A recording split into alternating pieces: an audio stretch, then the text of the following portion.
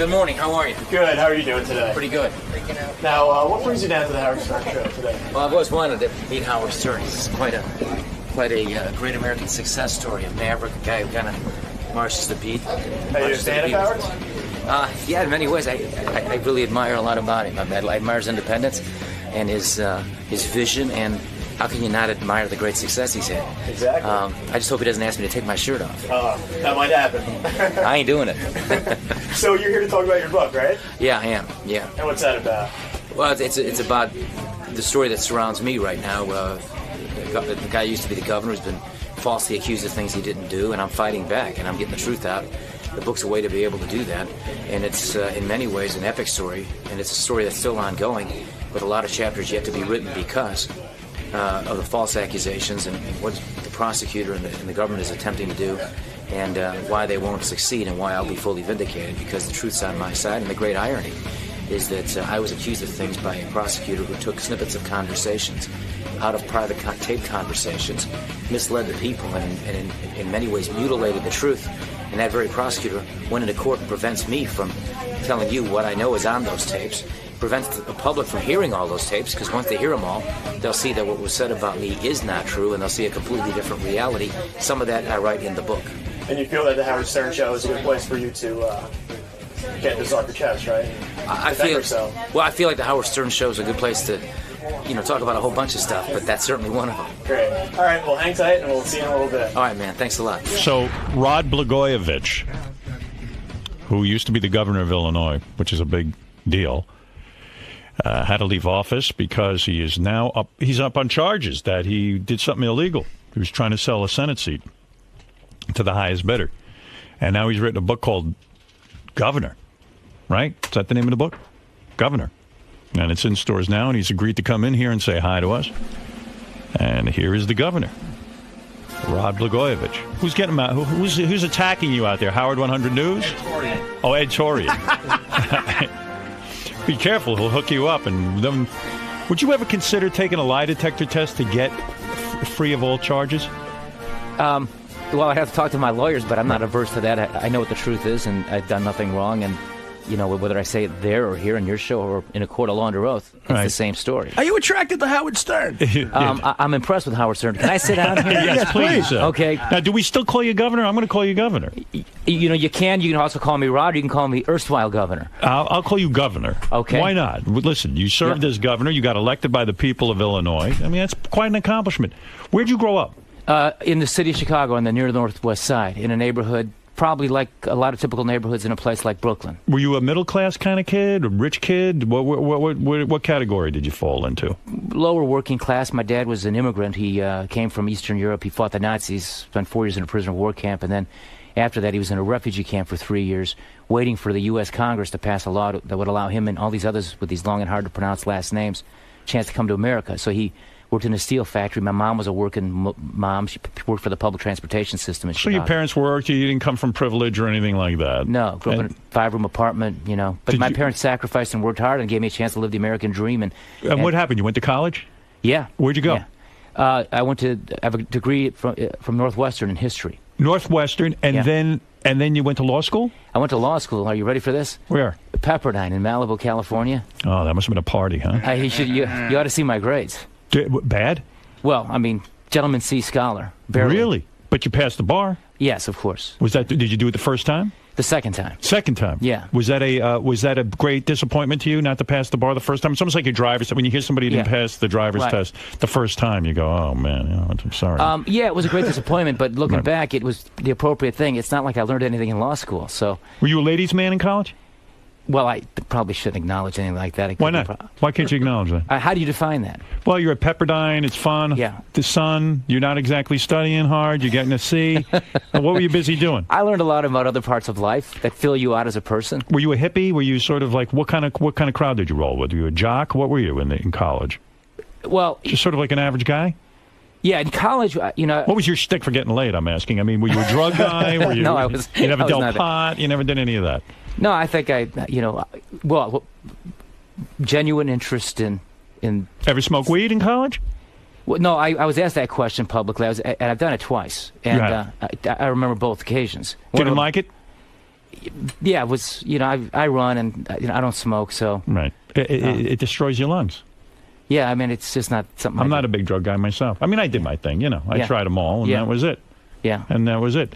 But in Pepperdine, you were drinking, I bet. A little partying. All things in moderation. Are you right? saying yes. you were a virgin in college? No, I'm not saying that. And everything I say is subject to being cross-examined in court of law. You're going to go to court, and they're going to want to know, when did you get laid, and when was the first time? So were you... I'm going to write all about that in my second book. Did you mention, were you popular with women when you were... I'm just trying to understand background here. Were you popular with women in high school? I dated the captain of the cheerleading team. You dated the captain of the cheerleader? In high school. Yes. What was it with you? She was sweet, and she was one of my, early loves. How did you get her? Did you have a great gift of gab? I guess you'd have to ask her that. Whatever it was, she was certainly willing. You're here to tell us. Yes. Forget about all your other stuff. Yeah. That you were banging the captain of the cheerleaders in high school. Well, I wouldn't quite phrase it like that. She was my girlfriend. That is impressive. I was madly in love early in life, and and I'm still madly in love with my wife now. Well, forget your wife for now. I understand your wife, and who may very well be listening. So I just want her to know that I'm madly in love with her. You've never discussed with your wife your previous sexual partners? Well, I mean, we have an open and honest relationship, so we trust each other, and we love each other. We're soulmates. How old were you when you met your wife? I met my wife March 6, 1988, so I was, 31. 31? Yeah. So you were already a practicing lawyer? I was a practicing lawyer. I was a prosecutor at the time when I met her. And I was just leaving the state's attorney's office in Cook County. Attractive woman. I saw her on I'm a Celebrity, Get Me Out of Here. Yeah. I thought that she was hot and devoted to you. Most women would have left, right? They would have said, there's trouble. Let's get the hell out of this thing. People say that to me. I don't know. All I know is how Patty is, and she's a special person, and it never dawned on me for a moment that there would be any issues between us. In fact, this has brought us closer together. Well, the whole deal with there you are. two. Hi. Hello. Nice to meet you. It's a pleasure to meet you. The whole deal with them is she even, turned against her own family for you. You weren't that popular with her dad, from what I understand. Is that right? You mean to begin with? Well, no. Her father and I had a very good relationship in the very beginning. It's a tragic story. I write about some of this in my book. He's a Chicago alderman, a ward boss, and was very helpful and instrumental in my political career early on. And so he's a politician, a career politician. Okay. Got angry because I shut down a landfill that he was involved in, and he made accusations that he later retracted. There were other issues, and I write about it very painfully in my book. It's a complicated relationship. There are elements of him that I really love and I miss. So you're on the outs with your father-in-law. He won't talk to you. No, I wouldn't say that. We spent Christmas Eve together, but it's a very difficult relationship in view of all that's happened. So he's angry with you. His daughter's involved with you. Now it's the disgrace. So it's like all this shame and everything. It could make you go mental, right? You could crack from all this. Well, no, it's not quite like that. No, except you know what the truth is. Now, what'll make you mental, as you say, is the injustice of the whole thing. All right, so let's assume you're innocent. If you're innocent, and then you go into family dinners, and now the old man's like, I told you the guy was a bum. I mean, it's got to make you crazy, right? Makes you mashuggy. Yeah, right. No, it's not quite like that. It's different. He, frankly, played a role in some of the issues that I have to deal with today because I write about that in the book. Again, there's a Shakespearean element to this story. And what did he do? Did he set you up in a way, are you saying? You're saying your own father-in-law set you up. I'm saying he made a false accusation. He got angry at me when I did my public duty, closed the landfill he was involved in. He got angry, accused a close associate, political fundraiser, friend of mine, of illegally raising campaign funds. And then he was threatened with a lawsuit. He retracted that, but once he did that, he unleashed the furies, and suddenly these federal investigators. Why did you go after your father-in-law? Let's say your father-in-law does have a landfill or something. He's involved in it. Right. Why go after him? I mean, there's so many things. Like, did you want to look the other way? Well, that's the issue. When you learn about something like that, that's the question I raise in the book. Do you do your public duty, protect the environment, make sure people have the proper permits, you follow the law? Right. Or do you pretend like you didn't see it? Now, it's traditional in that Chicago political environment probably to look the other way. And did your wife tell you, listen, lay off my father? She was caught in the middle of the whole thing. But, she was supportive. And, again, these are very serious things because, again, I'm the governor. I have this big responsibility, and I knew this was going to be a problem. But I did what I know was right. Court sustained what we did. They went back, they fixed their problem, and they continued on in their business. The problem was the accusation he made left in the wake. Serious allegations that began the scrutiny that my administration and a friend and some others unfortunately had to deal with. So when you were a kid, did you fantasize about being a politician? Was this the career you wanted? I wanted to be a baseball player. Right, you know? okay. So when that doesn't happen, like, and you Right. go to law school, when you went to law school, you said, hey, this is a good way for me to get into politics. I want to be the governor someday. Maybe I want to. Did you ever dream of being the president? Well, I think anybody in politics at a level like that who gets that high. I mean, I write in the book that David Axelrod, who's Rahm Emanuel's political consultant, called me the day after President Bush beat John Kerry and suggested to me to have an open mind about running for president in 2008. His idea was a Midwestern new face, a governor. At the time, he had the governor of Iowa was a client. He was thinking about me, and he had in Barack Obama. And I write, he had the right horse in the stable, but he was kind of tilling the soil a little bit to see. Figure it out. Yeah. I mean, this has got to be mind-blowing to you. One day you're the governor, and now you've been, I guess the way I understand it is you were wiretapped. Right. They listened to your phone calls, and someone said, hey, this guy is trying to sell Barack Obama's Senate seat. Right. And you've claimed all along that if you listen to the entire tapes, which they will not release to us, Right. if you listen to the entire tape, it will vindicate you, and you are confident that when you go to court, they will play these tapes, and you will be vindicated. Am I correct? I am confident that I will be vindicated. I'm certain the tapes will set me free, and I'm hopeful every tape is heard in court. Right. Because these prosecutors may attempt to prevent some of that. The great irony here, Howard, is you've got a prosecutor, the heavy hand of the federal government. You've dealt with the FCC, so you know what that can be like. Yep. And they, as I write in my book, the morning before I was arrested, I directed my chief of staff over the telephone to work out a routine political deal. I told him to work out the tactics that would put 500,000 people to work, create health care for 50,000, 300,000 people. That was a deal I wanted. And then I wanted a written guarantee not to have a tax increase in Illinois for 2 years. Rahm Emanuel and other leading U.S. senators were helping put this deal together. The next morning at 6 a.m., I have FBI agents in my home arresting me. And then the prosecutor alleges he was stopping a crime spree before it happened. He mutilated the truth. So you're claiming that when you say on the tape, Yeah. even the little part we heard, Yeah. I know I'm going to get paid for this seat. You're saying, yeah, in politics, I want the payoff. I want this, and this if someone's going to get the seat. I want guarantees for the people of Illinois. For the people of Illinois. And I don't know that I ever said anything like I want to pay off or I want to be paid. Right. They made a big stink out of this phrase, this is effing gold, and I'm not giving it up for nothing. Right. And I know what people think when they hear that. The next line is, how much I can get. Yeah, it is simply not that. Now, again, I'd love to tell you what comes next, but they won't let me. And I can only tell you it ain't what they're suggesting it is. And there was never, ever an intention on my part to sell the Senate seat for money. So is your legal strategy, give me the tapes, subpoena the tapes, and I'll play them in court, and I will be vindicated. That's the strategy, right? Well, I think it's not quite as simple as that. There are other evidence and some other witnesses and all the rest. But that's essentially, a lot of what this case is I think, going to be shown by those tapes. Do you lay awake at night saying, wait a second, let's assume what you're saying is true. You're innocent. Mm-hmm. I am. But people go to jail all the time who are innocent. You're facing maybe 20-something years in jail, right? If this thing goes down and people just want to let's say they do a witch hunt on you. Let's say somehow they don't release all the tapes. I don't know what happens. Something goes wrong. Right. Aren't you flipping? Would you ever consider suicide if you had to go to prison for 20 years? I actually would. Well, no, but, a close friend of mine just took his life. Right, I know. Because the federal prosecutors were trying to get him to lie about me. He had admitted to wrongdoing on cases not involving me, dealing with contracts with the O'Hare Airport in the city of Chicago, not my administration, and acknowledged his mistakes. And they were going to offer to significantly reduce his jail sentence if he would lie about me. He refused to do that. In the meantime, the sentence he was getting was very significant, 8 years. Wow. And I think possibly threatened with even more.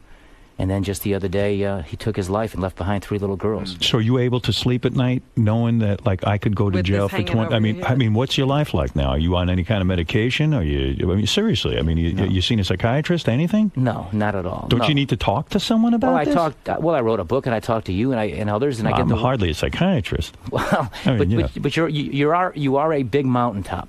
And Howard, when you're an honest person and something like this has happened to you, when you've lived the American dream as I have, yes, okay, and this nightmare has happened, which is so un-American and not what America's supposed to be, you're still only in America. Where else can you write a book But come when on, you're you falsely cannot accused. possibly lay awake at night. I mean, I could understand. I would be like, oh my God, I'm Well, going to go. maybe it's because it's not imminent, because, he still has a trial to go through, and maybe he still believes that eventually this is going to all be righted. Yeah, it's scary. It's gonna be righted. Is it scary? Of course it is. And do I have those moments? I write about in the book.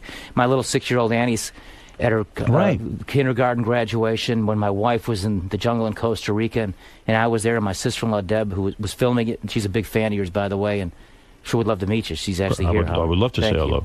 But my little Annie was sitting there in the circle, and with all her little classmates, just so sweet and precious. And I looked at her, and of course, from time to time you have a thought, and you ask yourself, will I see this next year, and will I see? Have you explained to her what went down? Do you talk to the kids about it, or are they too young? The little one has a different perspective than our older one, who just turned 13. She's a lot more aware of things. But, I mean, they both are. My wife has talked to them as the need arises, and I think they've done a real good job keeping them, focused on what their lives are. And they're little kids with typically ordinary lives in most cases. Before you got into politics, were you a very successful attorney? I mean, were you making a good living? Yeah. So you were a pretty wealthy guy. I mean, you worked your way up, and you made some decent money. Are you completely out of dough now? I mean, are you facing bankruptcy? No, but when I was hijacked from office, because that's what it was, I was prevented from bringing in evidence to prove my innocence. They didn't even prove any wrongdoing. You tried to stay in office, but then they had a vote to... Yeah, they offered me, through third parties, an offer was made to me to step aside, incapacitate till I clear my name, and get fully paid by the taxpayers. Wow. I turned it down, because that would be the wrong thing, because I wouldn't be working, and I didn't want to be bought off in that way. Plus, I questioned their motivations on some other things, but... I lost my job suddenly. My wife worked in an organization that helped the homeless. Right. And then she got canned? She had a 1-year contract. They breached it. She's entitled legally to about $80,000, but we didn't want to sue an organization that needs every dollar it can to help the homeless. So neither one of us had any income. Do you guys? Do you and your wife talk about this every single day now? It's consumed your life, I would assume, right? I mean, you can't have a normal life. Did a lot of your friends? This is life. Did a lot of your personal friends leave you? Like, have they just turned their backs on you and said, "We don't want to know you anymore"? Well, let me answer that, but let me just go back to, we're rebuilding our financial situation. And again, we've had opportunities that most people who've lost their jobs don't have. Right. I mean, I was offered a TV opportunity to be on a TV show in the jungle. You would have done that, huh? I'm a celebrity, get me out of here. I would have forced myself to do it. What kind of dough were they offering, 150? It was good. Give me a number. I can't. Give me the number. We're prohibited right now. No, you're not. No, NBC says no. How much would ABC pay those cheap bastards? How much would they have paid you? No, it was NBC. They were very generous. NBC. I bet you. I'm going to take a guess and tell me if I'm in the ballpark. I'm going to say $100,000, 125. Interesting. And this is a primetime show that's taken up most of their time. Don't you think you could have done better than that? Well, I'm not acknowledging that's the number. Let me simply say, go ahead. NBC was the network that helped Elvis on his comeback in '68. Right. This is the beginning of my comeback. And is it a comeback, you think? Yeah, I know it is. You think if you're vindicated, you could be elected governor again? Yes, I think I'm certain of that. But well, you know what? There's something that hasn't I believe in been comebacks. asked here. If you are this is a frame up. If what you're saying is true, you're being framed. Who would want to frame you? Why, and what they would want, I guess, is for you to be out of office. And they have effectively done that, whether you win this case or not. So do you think is behind all this? Yeah, who is framing you? Who are the masterminds of this? It's a complicated thing, and I have a very strong opinion on the motivations. But I don't think it's appropriate for me to say some of that. And I don't believe it's a conspiracy between the prosecutor and political enemies of mine in Illinois. I think one thing led to another. But you have to remember, President Obama and I have some relationships that are mutual. I write about that in the book. There's a guy by the name of Tony Resco that Barack Obama knew very well. He introduced me to Obama. Right. He got in trouble. He did some things wrong. He was a big contributor to Democrats, me, Barack, and everybody in Illinois, the new Governor Quinn, the Madigans, who were political people. And long story short, he's sort of a central figure in some of this drama. And you have to ask yourself whether or not, the new administration was coming in and this prosecutor wanted to act quickly and create a dynamic that made it hard for the new president to make it, to kind of go in a different direction. Who's the guy who gave the okay to wiretap you in the first place? Do you know? Well, you have to go before a judge to do that. Oh, you do? So you don't even know. But it could be the prosecutor? You don't know. Well, no, the prosecutor seeks it, and then the judge has to approve. Okay, I get it. Yeah. All right. So now, you have enough money to live? We're rebuilding, and we're blessed Were you for the broke? opportunities. We were busted right after this all happened. I didn't expect to lose my job all of a Do sudden. you still have your house? Yeah, and the kids still stay in the same school, which is a private school. We've been able to get back quickly. Again, unusual opportunities that most people have lost their jobs. So you went from being a millionaire. No, never a millionaire. Never a millionaire. No. But very comfortable. No. My legal practice was doing well. Right. But then these political opportunities came, and Right. then I ran for Congress. And when I ran for Congress and won, you can't practice law. And so that was the end of my law practice. Why can't you? Because it's impossible to hold two jobs at the same point. I mean, Congress is a full-time job, I guess, right? That's correct. Right. As a state lawmaker, you can't. You're not allowed. Right. Yeah. So your income takes a hit. Right. You put things aside, you take the whole political route, and then this whole scandal happens. And that's got to throw your whole financial world into it. So all of a sudden, celebrity, get me out of here. You got to do it. You got to go in the jungle and eat tarantulas. Yeah, because That's really, right. how are you going to? People think you have unlimited funds. You don't have it, right? And then Correct. when you can't do Right. it, your Consumer wife has debt. to do it. Yeah. Right. Yeah, the judge wouldn't allow me to go, and then Patty was willing to do it. And all I can tell you is that this is a mother who loves her children and is willing to do something like that for her kids and her family. And I felt bad for her. She was crying a lot on. I'm sure it was Yeah. hard for you to watch. Did you watch the show? I watched every one of them, and it was painful to watch in Yeah. many ways. But it was a good experience for her, and she made friends that I think she'll keep for the rest of her life. We became very close with John, Sally, Francis, and Angela. Tori Hunter, the wrestler, who, if she was on your show, I know what you'd ask her to do. What would I ask her to do? Take her blouse off. Goddamn, I'm going to ask you to take your blouse off. I was afraid you were going to do that. I know you're here with your sister. I'm going to have her take her blouse off, too. Why not? Anyone who has a blouse on, it'll be off. Hey, they Everybody's tell me you blouse can is swear off. on this show. Is that true? You can. It's too early in the morning for me to say those words, but if you listen to some of the tapes, you'll hear them. Yeah, so you like curse words. You are a fun-loving guy, right? I think so, yes. Right. Yeah. So Fucking right.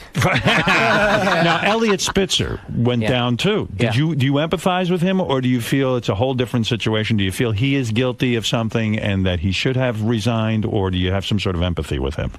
A combination. I don't. The decision to resign was his decision. Right. Yes, of course, I have empathy for him, for his wife. Should he have stayed in office?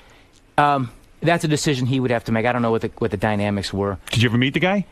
No, I never did. But, I mean, if you were to look at his situation and look at mine, I think it's fair to say, and I know I probably shouldn't say this, he got a blowjob and I got fucked.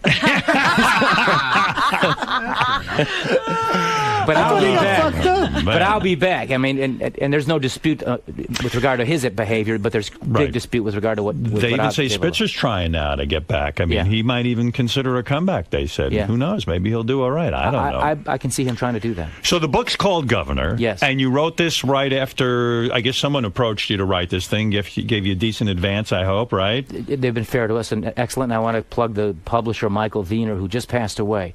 But he took a chance on me to give me a chance to write this book. Cause You write it with a writer, or do you just sit down and do this yourself? I did it all by myself. I No went through kidding. 6 boxes of crayons, but I wrote the whole book by myself. You wrote the whole book by yourself. Yes. This is in your words. Yes. And they'll probably take the book and use it at the trial. When is this Right. trial going to happen? Do we know? In June. It's scheduled for June. Would you like it sooner than June? Would you like, because in a way you probably have it hanging over your head. Right. Why do you think it's taking so long to go to trial? Seems like a high-profile case. They could make it happen faster. Do you think they're having trouble finding evidence against you? All those are good. Those are all good questions. They're very prudent observations by you. I don't know exactly why. That could be some of the factors. They sent us something like 3 million documents to review, which is to me just an effort by them to wear down your lawyers and win a wear war down of your attrition. finances. Yeah, that's right. I don't believe that's significant, though. I mean, the bottom line is, the tapes tell a big story. What do It your ain't what lawyers they- say to you? Are your lawyers confident they're going to get you off? Absolutely. They are? Yeah. Oh, yeah. Very much so. Did they give you, when you sit down with a lawyer, you say, listen, give it to me straight. Yeah. Give me a percentage. Yeah. What's my odds here of winning this case? You got a 90% shot of winning it? You got a 50% chance? What's your odds? Well, they don't talk like that. They're just saying they're all confident we're going to win. I mean, there's a complete confidence. They've heard they've seen enough evidence. Let me put it that way, because I'm prevented by this court order to talk about, what's on these tapes. But we have access to those tapes. My lawyers have heard them all. Has anyone offered you a deal? No, but there is no deal. I'm not pleading to anything. I've done nothing wrong. If someone came to you today and said, Yeah. listen, Right. I want you to admit guilt. Right. You do a year. We're Right. done with this thing. No. You won't do it. No way. I have done nothing wrong. And I write in the book, again, I'm fighting for my children and their reputation and for their lives and their futures. I'm fighting for my late parents, my immigrant father and my mother who worked so hard. They didn't raise their kids to be in a situation like this and have our names sullied. We are honest people. We meet our responsibilities. I honestly fought for the people. Every child in my state gets health care. No state did that before. All of our senior citizens take free public transportation. No state does that. I insured every uninsured woman with mammograms and pap smears, routine, so that they can catch breast cancer early and have the treatment if God forbid, cancer's found. I went around the legislature to get a lot of this done because they were blocking me. And so, yeah, I did controversial things, but they were always Robin, you for have the to people. love that Robin has just been told she has a G cup. Oh, God, help believe me. it or not. So her breasts have to be checked regularly. The governor needs to hear that. Well, the governor likes that stuff. Cancer can't spread that quick. That's right. But I that's voted pretty no on impressive. impeachment. Huh? That's pretty impressive. Yeah, no, a record amount of money in public education without raising taxes on people, minimum wage increases twice for low-wage workers. Do you think you're still popular with the people? I have my detractors, but I think I have a lot of supporters out there, too. If you had offered free heroin, Artie would have moved to Chicago. I think that would have been it, right? You would have gone right away. I'm looking at a court case, too. I'm not talking. That's right. He's got. When is your case coming up? I don't know. What are your lawyers saying? What are your lawyers saying? What are your They're chances? confident. They're confident, too. Yeah. Well, everybody's confident. It's a great day. Everybody's going to court. Well, let me tell you something. This is Well, some you story. know what I wonder about? I wonder about the days when he was embattled and people were, sort of demanding that you step down, but you continued on trying to be governor. You appointed someone to the Senate seat, and you were, I guess, at the State House every day trying to get things done. I mean, what was that like? That must have been a nightmare as well, because you're trying to do business and nobody wants to do business with you because you're like a lame duck at that point. Yeah, well, you're worse than a lame duck. You're like You're a pariah. almost a slain duck. Right. No, it's embarrassing. Well, not really, and I'll tell you why. Because I just know what the truth is on this, and my position was this: if I did something wrong, I'd have resigned. I would have never taken the deal to get paid for not doing work, but they offered that. There was a lot of reasons why they wanted to get rid of me that fast. Political reasons, policy reasons on the part of the Democrats in Illinois who wanted to raise taxes. And there was a reason why the National Democrats fought me on the Senate pick. I picked Roland Burris, an African-American former Attorney General. No African-Americans in the United States Senate in the age of Obama. Yeah, but people thought that was sort of like a political move. Okay, I'll take this African-American guy. I'll look like a good guy, this and that. It was almost like a desperate move to put him in. People disagreed with your choice there. Oh, there was a lot of fury, and it came from the political establishment. But you have to understand, before all this came down, and we had discussions over the telephone with different people, the National Democratic Senate leadership didn't want me to appoint an African-American to the Senate. Not because they were racist, but it was racial. They felt that whoever I picked, Jesse Jackson Jr. or Danny Davis, or some of the other African-American names, they couldn't get reelected. So they had an idea of who they wanted. Right. And in the age of Obama, I thought that was very hypocritical in many ways. And then when all this changed, I had a duty to appoint a senator. And I felt since the first deal wouldn't happen, that I can then appoint an African-American who had been sort of a safe pick and people sort of liked him and respected him. And then he got a bad deal by the Democrat establishment in Washington. Here you have 100 senators and not one African-American. You have an African-American president, and the Democrats enjoy a majority in the United States Senate because of the African-American vote in New York, in Illinois, in Maryland, in Michigan. Those are probably Republican senators without the African-American vote, and they can't accept one man who's African-American. They come up with this flimsy excuse that it was because of the guy who sent him. Right. It's funny when you go through something like this, and I imagine psychologically it's like it's crazy. But then you start getting weird offers, too. Were you offered to have a paid appearance at the Bunny Ranch, the prostitution place? What? What is that all about? You know, early on, things like that were coming in. And even though I was unemployed and had no income, right. I respectfully declined that offer. What did they want you to do at the Bunny Ranch? Have sex with women? Were you going to have sex with your voters? What was the offer? What? I don't even understand. I can understand if you were a woman, why they'd want you there. Why would they want you at the Bunny Ranch? Yeah. As I recall, it had something to do with judging some kind of contest. Oh, gee. Okay, now there's a footnote to your story. Right. Months go by, and I was just recently in Los Angeles and having dinner in Hollywood. Right. And I meet that guy. I think his name is Phil Hoff. Dennis Hoff. Dennis Hoff. A heck of a nice guy. Right. Very charming. A real nice guy. Right. And he reminded me of the offer, and I said, "Hey, man, don't just because you're in the bordello business, I was in politics. It's not like we weren't working in the same kind of field." So they offered you a fee to come judge stage some sort of beauty pageant or something, and that you felt, well, maybe that won't look too good, and that's not your scene. Yeah, that didn't get past. You also turned down an offer to drive a race car and play outfield for a minor league baseball team. Is that true? Yeah, that baseball one was really interesting. I thought seriously about that one. But, that would have been good. I might have got to a game.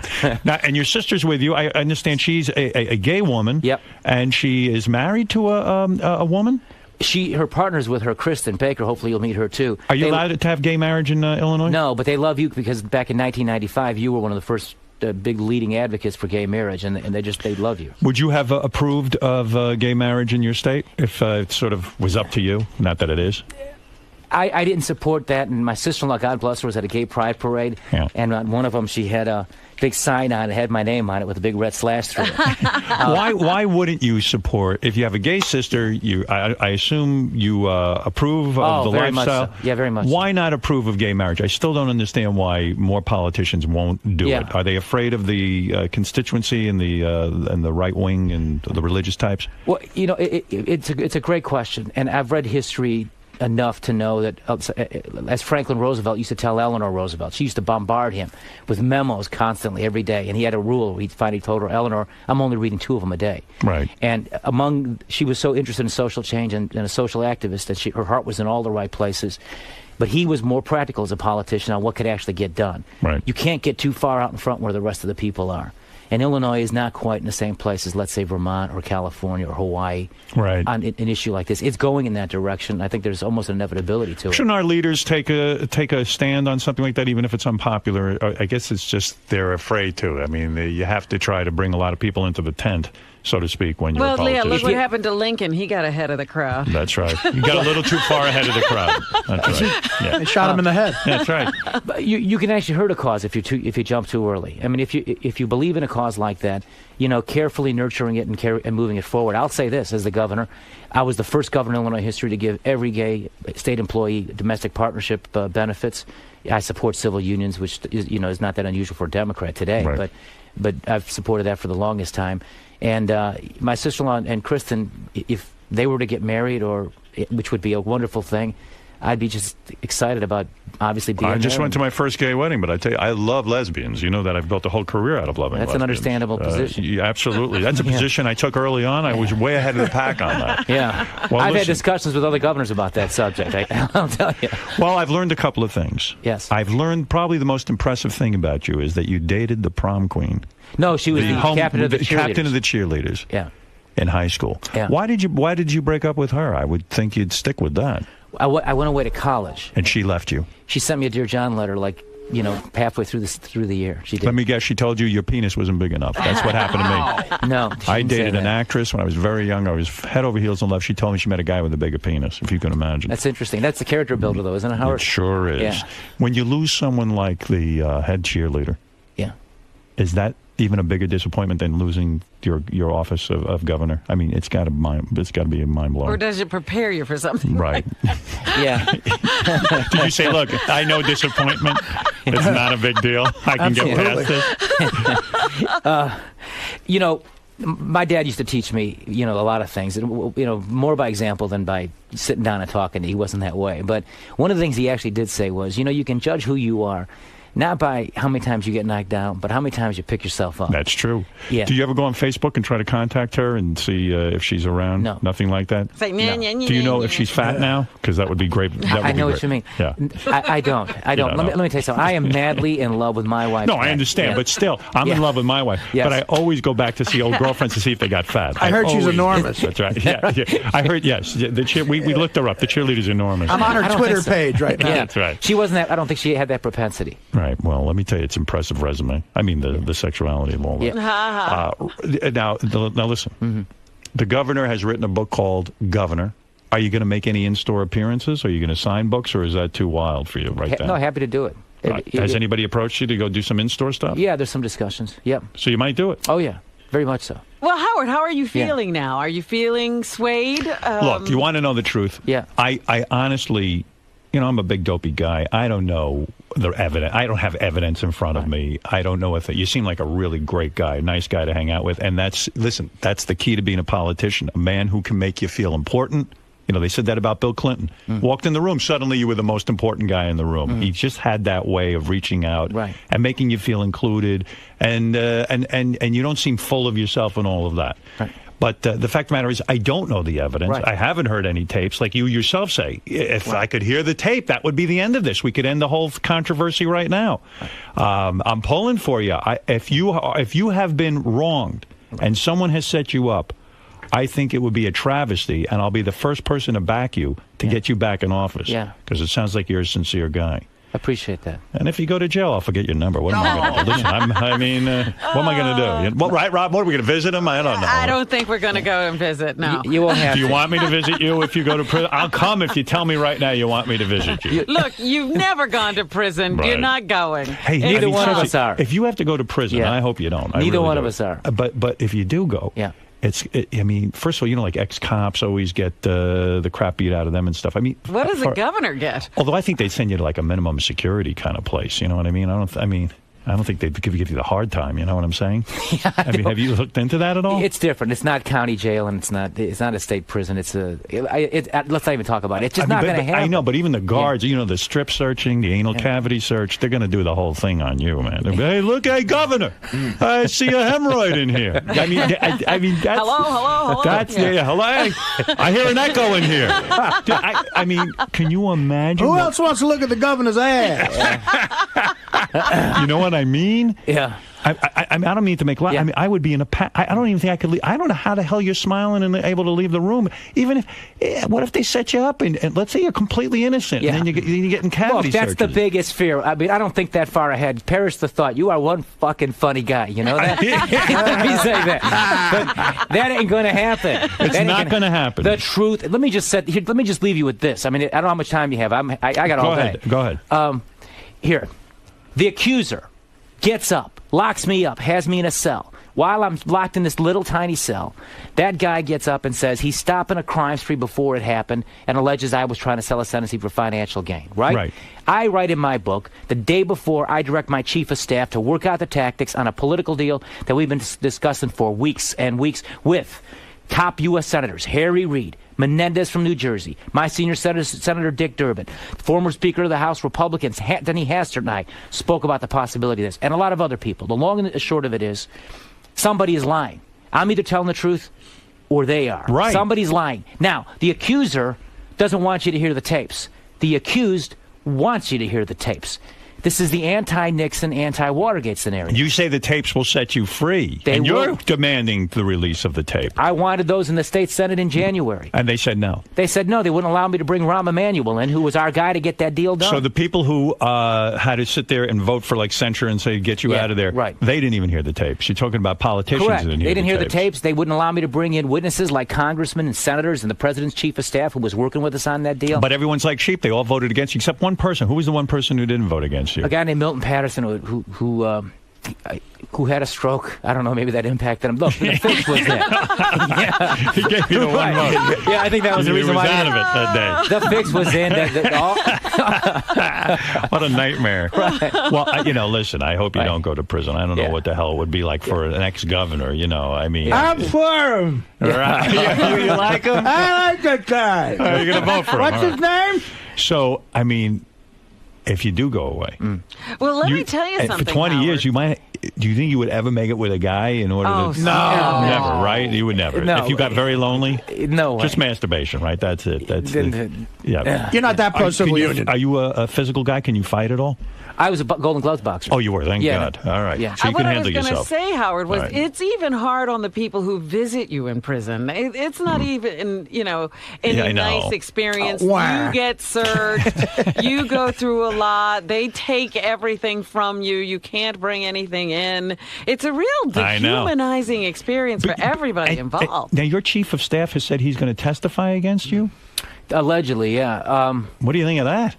I think he did some wrongdoing at O'Hare Airport when he was there, and I think they found that. And I think, we've looked at what he says he's admitting to, which isn't even a crime. And I write in the book he may want to get himself another lawyer. I think he's so afraid of what they're threatening him with that he's simply going to say he did something he didn't do.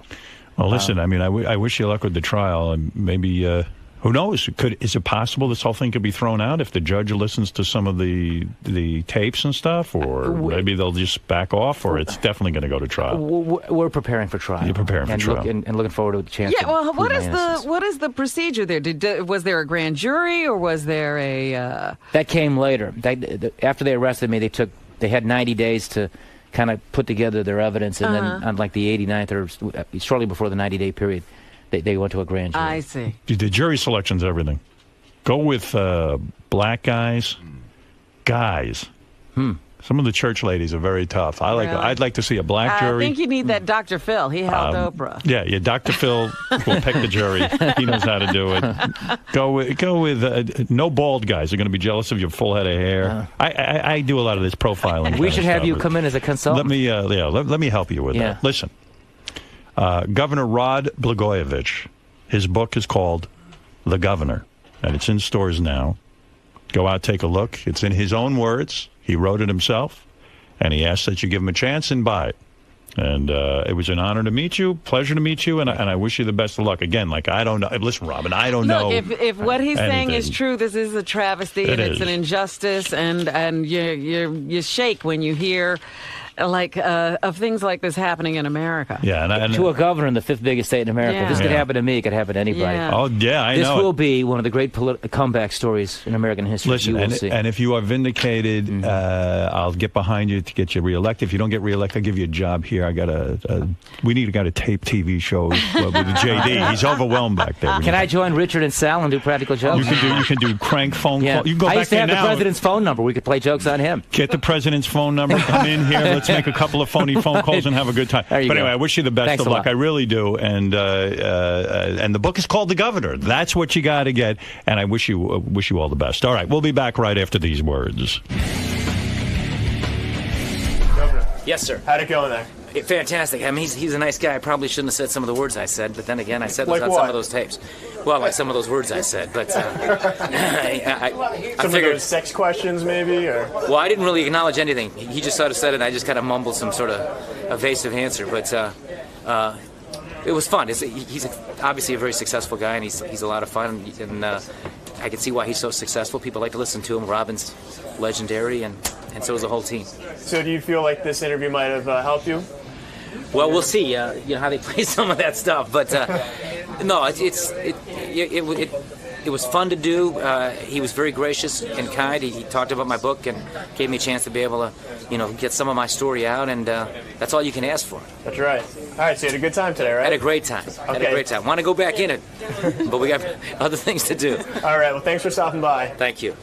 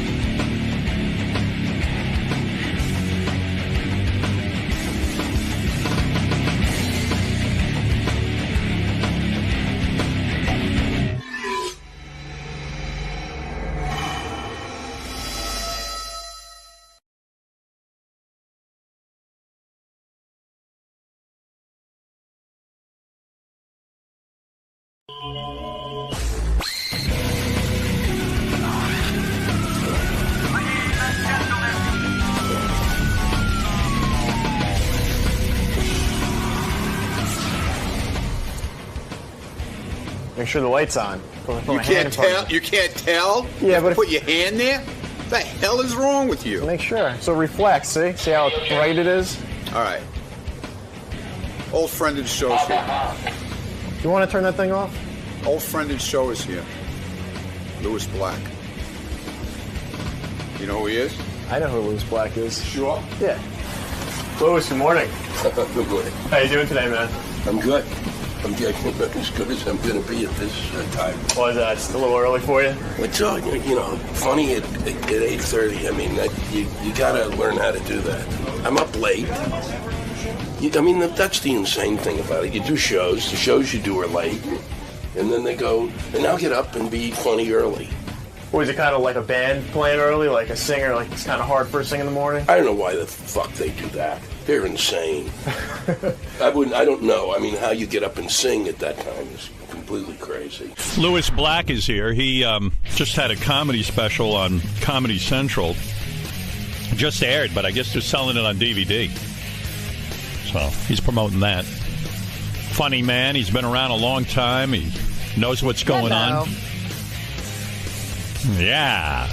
You don't care about music, do you? I like music. You do? Yeah. What do you listen to? I listen to all of the musicals, South Pacific. Show tunes, as you think. Show tunes was my life. And you're a straight man yet. I was in, when I came in this morning, you were talking about, I can't believe you watched the Tonys. Well, I watched about an hour. I was waiting for True Blood, and, I wanted to see what was going on. An hour. Now, at what point did And it was good.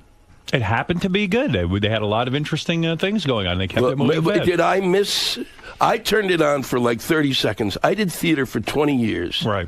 Okay, I wanted to be a playwright, which is the financial equivalent of being a crack whore. and I was in this bit. I mean, I'm solidly in that business. Right. And I turn this thing on, and I'm like, stop it! Why are you doing this? Why are you just telling America, go away? Right. It's like a show that's designed to see how many people will tune out. Exactly. I mean, it's like... Why did you want to be a playwright? I mean, there's no kind of living there. But I had no idea. You didn't. What did I know? Where did you grow up? I grew up in Maryland. Oh, and you were like a kid from the surbs, and you said, yeah, and then my parents, and then they took me to the theater, and I had that moment that most men, most gay men have it immediately. Right. You rarely see it in a heterosexual where the light came on. Did you actually get to write a play? Did you write? I wrote 40 plays. Did any of them get made? Were they produced? I produced them all. Yeah. and some were done. Arena Stage did readings of my work. And now that you're a famous comedian and you have success, has anyone gone back and looked at these plays and said, well, maybe there's something here, something we can mine, something we can put on Broadway? You'll love this because it's a story about abuse. Right. So I mean, you're in this business. See, there's this level of what you go through in negotiations and stuff. Right. I'm in theater. Right. Now, I'm at a point where I'm doing really well as a comic. Now, the theaters get in touch, and they say to me, Lewis, we'd really like you to sing. And I know all these pricks. Yeah. We'd really want you to send your plays back to us. Right. So I send the plays back to them, and then they turn them down again. And I didn't. They invited you to be rejected. They invited me. I said, it's like... So you made the right move becoming a stand-up comic. And you did the right thing, because if you had hung on and you had stayed with that dream, you wouldn't even be able to buy a house. If I had stayed with that dream, it would have been like personally raping myself. It would have been. How old were you when you finally decided to make the switch to stand-up comedy? 40. You were 40? Really? Yeah. So you mean up until the age of 40? I was in a dream world. You're kidding. Maybe that's why maybe that's what's going to happen to Grillo. You're right in a way, because... I mean, I hadn't heard of you as a young man. You would think your talent would have come out and you would have been it's really weird. Are you bitter at all? Is it like a Rodney Dangerfield type story in the sense that, Rodney didn't start his stand-up career until he was in his 40s? No, I'm not, because I really kind of liked what I was doing. It's that thing, if you really like what you're doing. You're not bitter. You don't give a shit. But did you have to have other jobs? I mean, No. you were making a living? I was so fucking broke, it was scary. So I would but Would women go out with you and stuff, or were they just like, this guy's a pariah? Oh, no, of course they do, but you're the playwright, so see. It's like they wouldn't marry you. It works for it's good for like 3 days, right? And then the romance really goes. What was the most successful play you had? Did anything actually make it to Broadway? No, but something was actually. This is what actually ended up driving me out in part. I had a play that was optioned for Broadway, right? 7 years, meaning they give you $2,500 for the rights of this thing that you put your blood in. And then every year somebody else would turn it down. Carol Burnett turned it down. Mary Tyler Moore turned it down. It went to everybody. Wow. And then I finally Were your parents very disappointed in you? Like, wow, we had high hopes for you, and here you are. You're this failed playwright. Were you just were you the black sheep of the family? No, my parents are nuts. They were actually very supportive of it in a perverted way. I think and my brother had been successful, and was doing. Was it embarrassing though when you would go home to like a family reunion of Thanksgiving and your brother's the success? Oh no, because I could borrow money from him. Yeah, so he was supporting my habit. Wow, everybody was an enabler of this horrible career. But my mother was always like, my mother in part was, it was if you're not gonna be a doctor. At least marry a doctor, right? And then when I didn't marry a doctor, she kept saying, "Go into the healthcare industry." This is 20 years ago. There's like $1 billion coming down the pike, right? No, so she ended up. She would kind of on a perverted level. She was upset what I was doing, but if other people around her friends and stuff would make a comment about what I was doing, she's going, "They don't know shit. They don't know what you're doing. They don't understand the work that you do." So at 40 years old, when you make the switch to stand-up, you're like starting out like sort of behind the 8 ball, because most guys have been doing it when they were young. Yeah. And all of a sudden you show up at 40, and now you're going to start being a stand-up, and you got to come up with material, and you don't have... But I had been doing it on the side. Oh, you had? Just for fun, but like as a hobby. Do you like... Which is even more psychotic. Do you like doing stand-up comedy? Every comic I have in here, they're always trying to get off the road. They hate the road. They hate being a comic. They want a TV show. They want this. They want that. They hate it. I love it. You love it? Yeah. Do you think you love it because you started it really late in life, in the sense that you went... And it's successful? And what helped was was breaking through that thing where I go from clubs into theaters. Right. It's tough not to like something when you show up and 2,500 people are there to see you. Right. And you're working these fucking stages that your plays should have been on. Right. So there's a certain amount of joy. But how many dates a year will you be out on the road working? About 150. 150 days out of the year. So you're never home. I'm home it's not so bad. I'm home 3 or 4 days and gone 3 days. Where do you live, in L.A. or New York? No, I don't. Who the fuck can live there? I just can't. I'm not good there. But aren't there more opportunities if you're in L.A.? And I don't give a shit. You don't care? No. What kind of opportunities? I don't know. The opportunity to play Dickie the Fart on the Smelly series. I don't know. I mean, there's certain things I would like to do out there, but everybody who works with me, managers, agents, lawyers, they're all there. Did you make your move into theaters and things because of your association with like the Jon Stewarts and that whole thing? It was Comedy Central. I had done 5 or 6 specials for Comedy Central. Nobody had done that amount of stuff. And, right. And then I did, I was doing on John's show, and I did a ton of Conan's. And then we toured. Mitch Hedberg, right. David Tell and I did a theater tour, and afterwards they said to me, these guys said, "You want to tour theaters?" I went, "Yeah." Yeah, sure. And then as soon as that started, I leased a tour bus. So you do that, and that helps. When you say a tour bus, in other words, you don't have to go to a hotel. You sleep on the bus. You do the whole thing. No, we go to the hotel, but you basically, I'd fly in. I'll fly in somewhere, and the bus will be there, and then we'll drive and do 4 cities. Right, and the bus is comfortable, so you kind of have, you got some video games on there. You got some things to do. Well, I got everything. I got got a bed, DirecTV. I got the Sirius. I got the Wi-Fi. I got a desk I write at. It's your own bus. Yeah, well, I don't own it, but yeah, it's basically mine. And you're there alone. In other words, if you want to take a dump on the bus, what do you do? I get to. You do? Yes. You make a duty on there? Yeah. And that's the whole concept. Right. You get to take your... Who cleans that out, actually? That's what I want to know. There's somebody somewhere. You don't even know. I don't even want to think about it, but... So it's different, though. A comedian, you're pretty much alone in this big bus. No, I've got a tour manager. Uh-huh. And a merch person. Yeah. And Look at you. A merch and person. a guy who does sound. And the merch person now is, and I've got to ask this, was someone who, when you guys were in Washington, was one of your big backers and a friend, Lenny Hughes.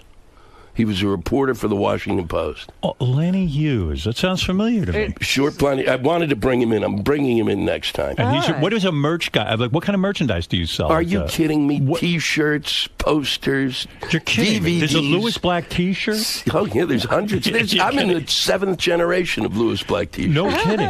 Who generally buys these? Hot women? No, there's women, overweight women. Overweight women, yeah. I saw an overweight woman wearing a Lewis Black T-shirt.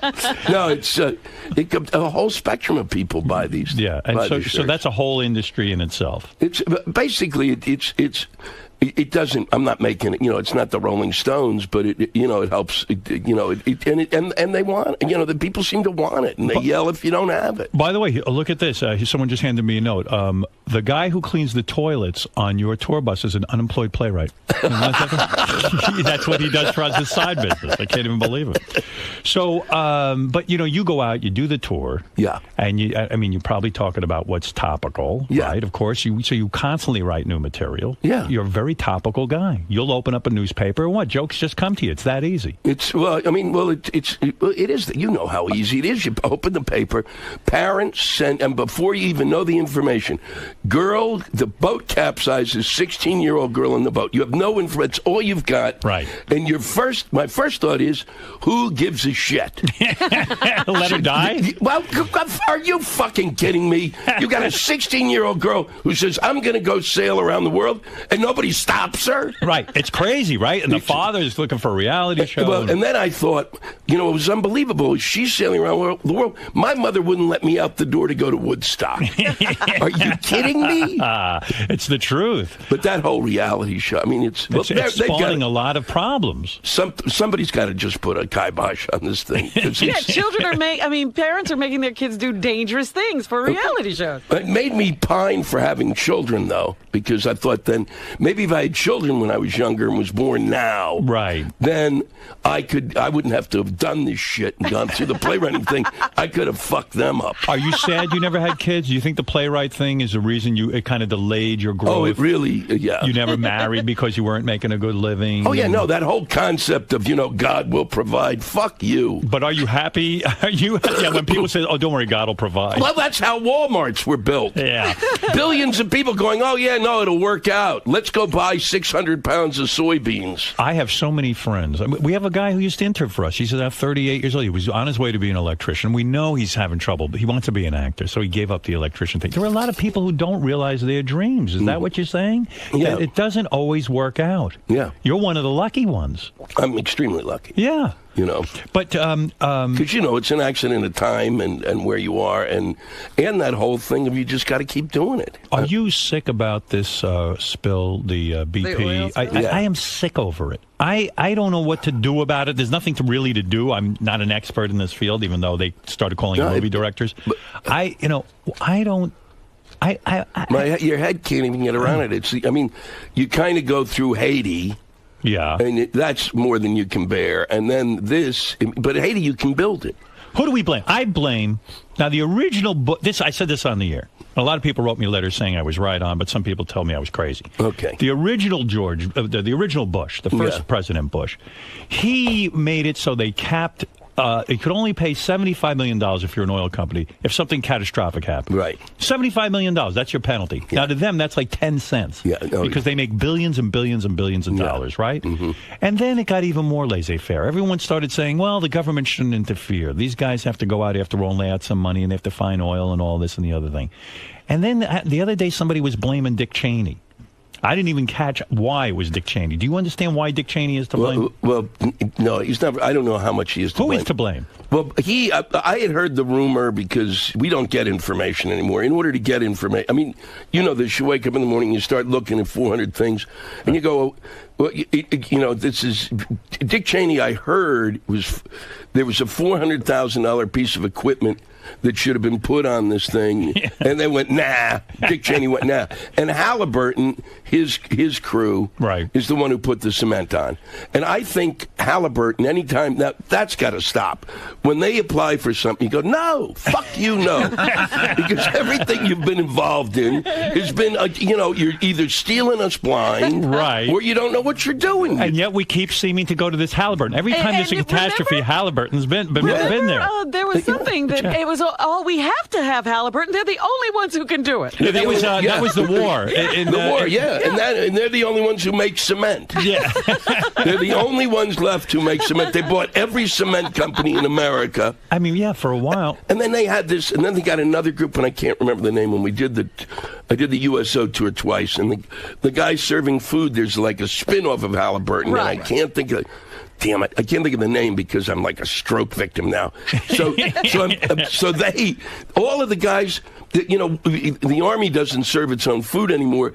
There's a group of people making a profit, and they've got like these people from like Slovenia and Bacchus, and they're sitting there throwing the grub out, and these fuckers have hired Halliburton's subsidiary has hired them, pays them 20 cents, and shows them pictures of good teeth as if someday you'll have a dentist, and they just fuck them. And then for a while it was like Halliburton was providing even the soldiers who go over and fight the the wars. security guys. Yeah, right. Oh, yeah, everything. They were a full-service agency. You're right. Why don't we just say no to Halliburton? I think all our problems would be solved. That's the start. Yeah. And then I think, too, the one thing that we could, it's just at this point, don't we learn the lesson of, we seem to only learn things after. Right.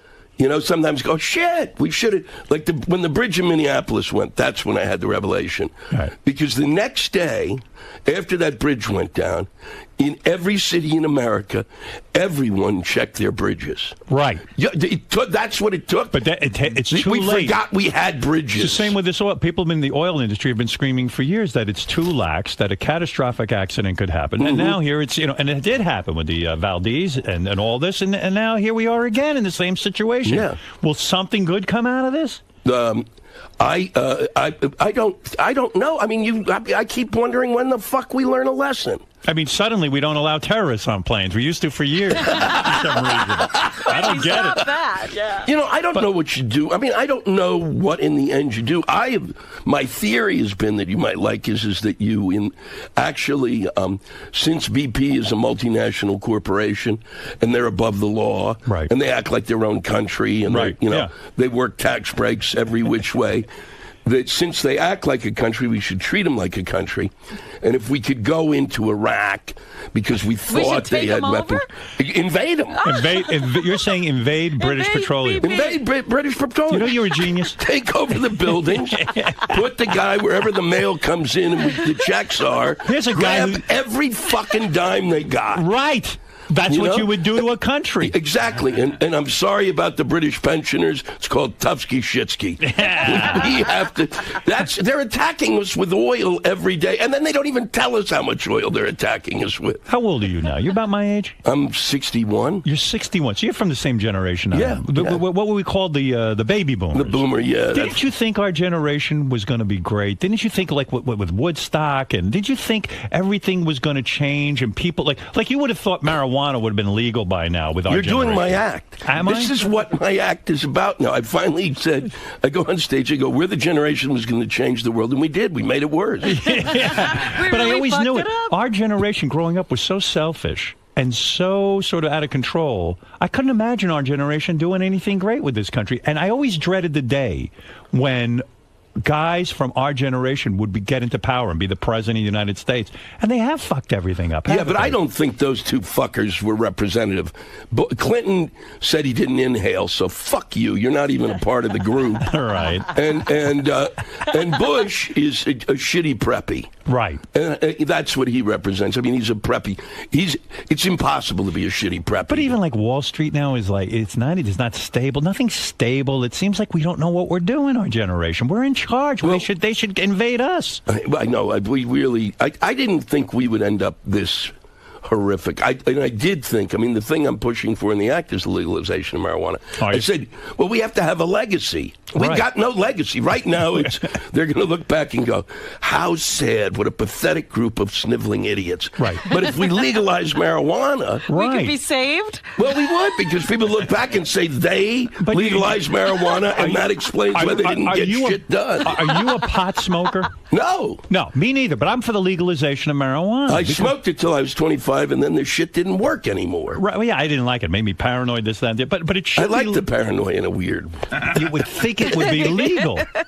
Yeah. You know, you really do by now. Something. What can we hang our hats on, is what you're saying. And Well, that's he's the one. saying it would be a good excuse for why we didn't get anything else done. Yeah, and I also think we need to leave something behind that distracts them from what we didn't leave And how do behind. you figure I thought our generation was going to be super progressive, you know, sort of Liberal, laissez-faire about these. laissez-faire. Yeah. Well, and then we got something like the Tea Party. What is that Tea Party? Explain that to me. What is that? That is that is the, you know, I don't know how you felt. You know, you got the Democrats and they're insane, and the Republicans and they're insane, and so I've just been waiting for a third party, please. And plus, this is your live stream, a third party. a third party. What Plus, you got? they're driving me. Both sides are driving me to the middle, which Right. is not where I'm most comfortable. But something's got to. We got to move ahead. Right. And so, who shows up? The Tea Party. Right. And they're just as insane. You're right. But I mean- they're like the retarded wing of the Republican Party. And they're pushing the Republican Party. And their hero is Sarah Palin, right? Who make shit up. Right. At what point do you allow... You can't be making shit up. Right. You can't say, oh, they're going to be death panels, and because it comes out of your mouth, it's fucking real. So she's a disaster. And that's the third party. And that's the third party. And then they've got, you know, and and every so often they're nominating people, you just go, the woman who said that... you know what a real family is a man and a wife, and the wife stays home and the man goes to work, and that's the only real family. It's like, and how do you not at that point go, you know, send in an emergency group that grabs her and takes her to some sort of place for counseling? well, now that you explain the Tea Party, I realize what I need. I need a fourth party. Yeah, we need Let's keep going through the parties till we get a We good need one. some new party. We do need a new party. And then these are the same people who said, God, we don't want government regulation. God knows. Who do you want? You don't want anybody to look at the fruit, you fucking idiot? Yeah. And they go, no regulation, but the shit hits the fan in the Gulf. They're going, where's the government? Where's the government in this? You can't fucking have it both ways, you fucking dick. That's what I said on the air. I said, everyone's screaming, no regulations. Bush was, listen, now my friends are in the Obama oil didn't do company. the right thing. Yeah, and now everyone's screaming. I will turn on Fox News. They were the ones for the last 8 years been saying, listen, less regulation. Get out of company's now, way. I see the anchor man, and he goes, can you believe the government isn't on top of this? Right. I went, well, you told them to not interfere in the free market. But when Katrina happened, it's not the government's job. Yeah, all of a sudden, it's madness. I mean, it really is just flipping out. We've flipped out completely. And then this old bag makes a statement the other day. You know who this is? Helen Thomas. Oh, God. Yeah, she says the Jews ought to get out of Israel. Well, that's like saying to you, you ought to get out of America, go back to your home. Oh, I know, but she was 89. You know, that's she's senile. She's like my mother. My mother's not senile, but she's got no editing equipment. My mother said, you know, my mother turned to me. Yeah. We're in Vegas. We're all sitting around a table. You took the whole breakfast. family there? Yeah, we're sitting, you know, because she loves. Now you're the success. They love it. Yeah. Now you're the big success. Now my mother, who was kind of a socialist most of her life, is going, what's with this hotel room? She suddenly got rich. Oh, yeah, she's got notes for the staff. That other brother's forgotten. So you're in Vegas. So we're in Vegas. She says to me at one point, you know, out of the blue, you know, you weren't, you and Ronnie weren't really my brother. You and Ronnie weren't really my idea. What? She said, it was up to me. I didn't really want to have children. She points at my father. She goes, it was all his idea. Yeah. And I'm sitting there looking at her, and she goes, you know, I guess that's not something you say to your child. You think?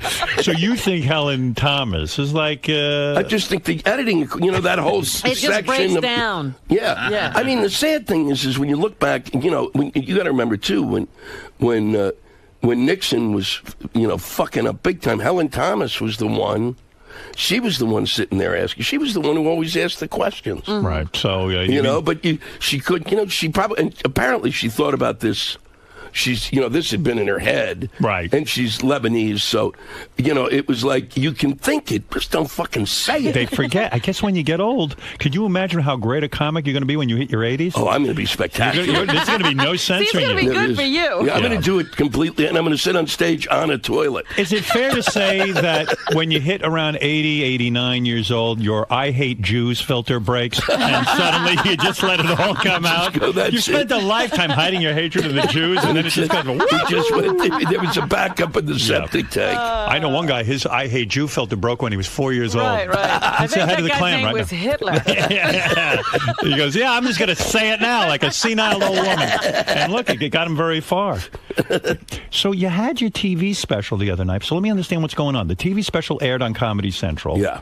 But you're now promoting it as a DVD. Well, no, here's the thing. It was 42 minutes of this movie that we made. Right.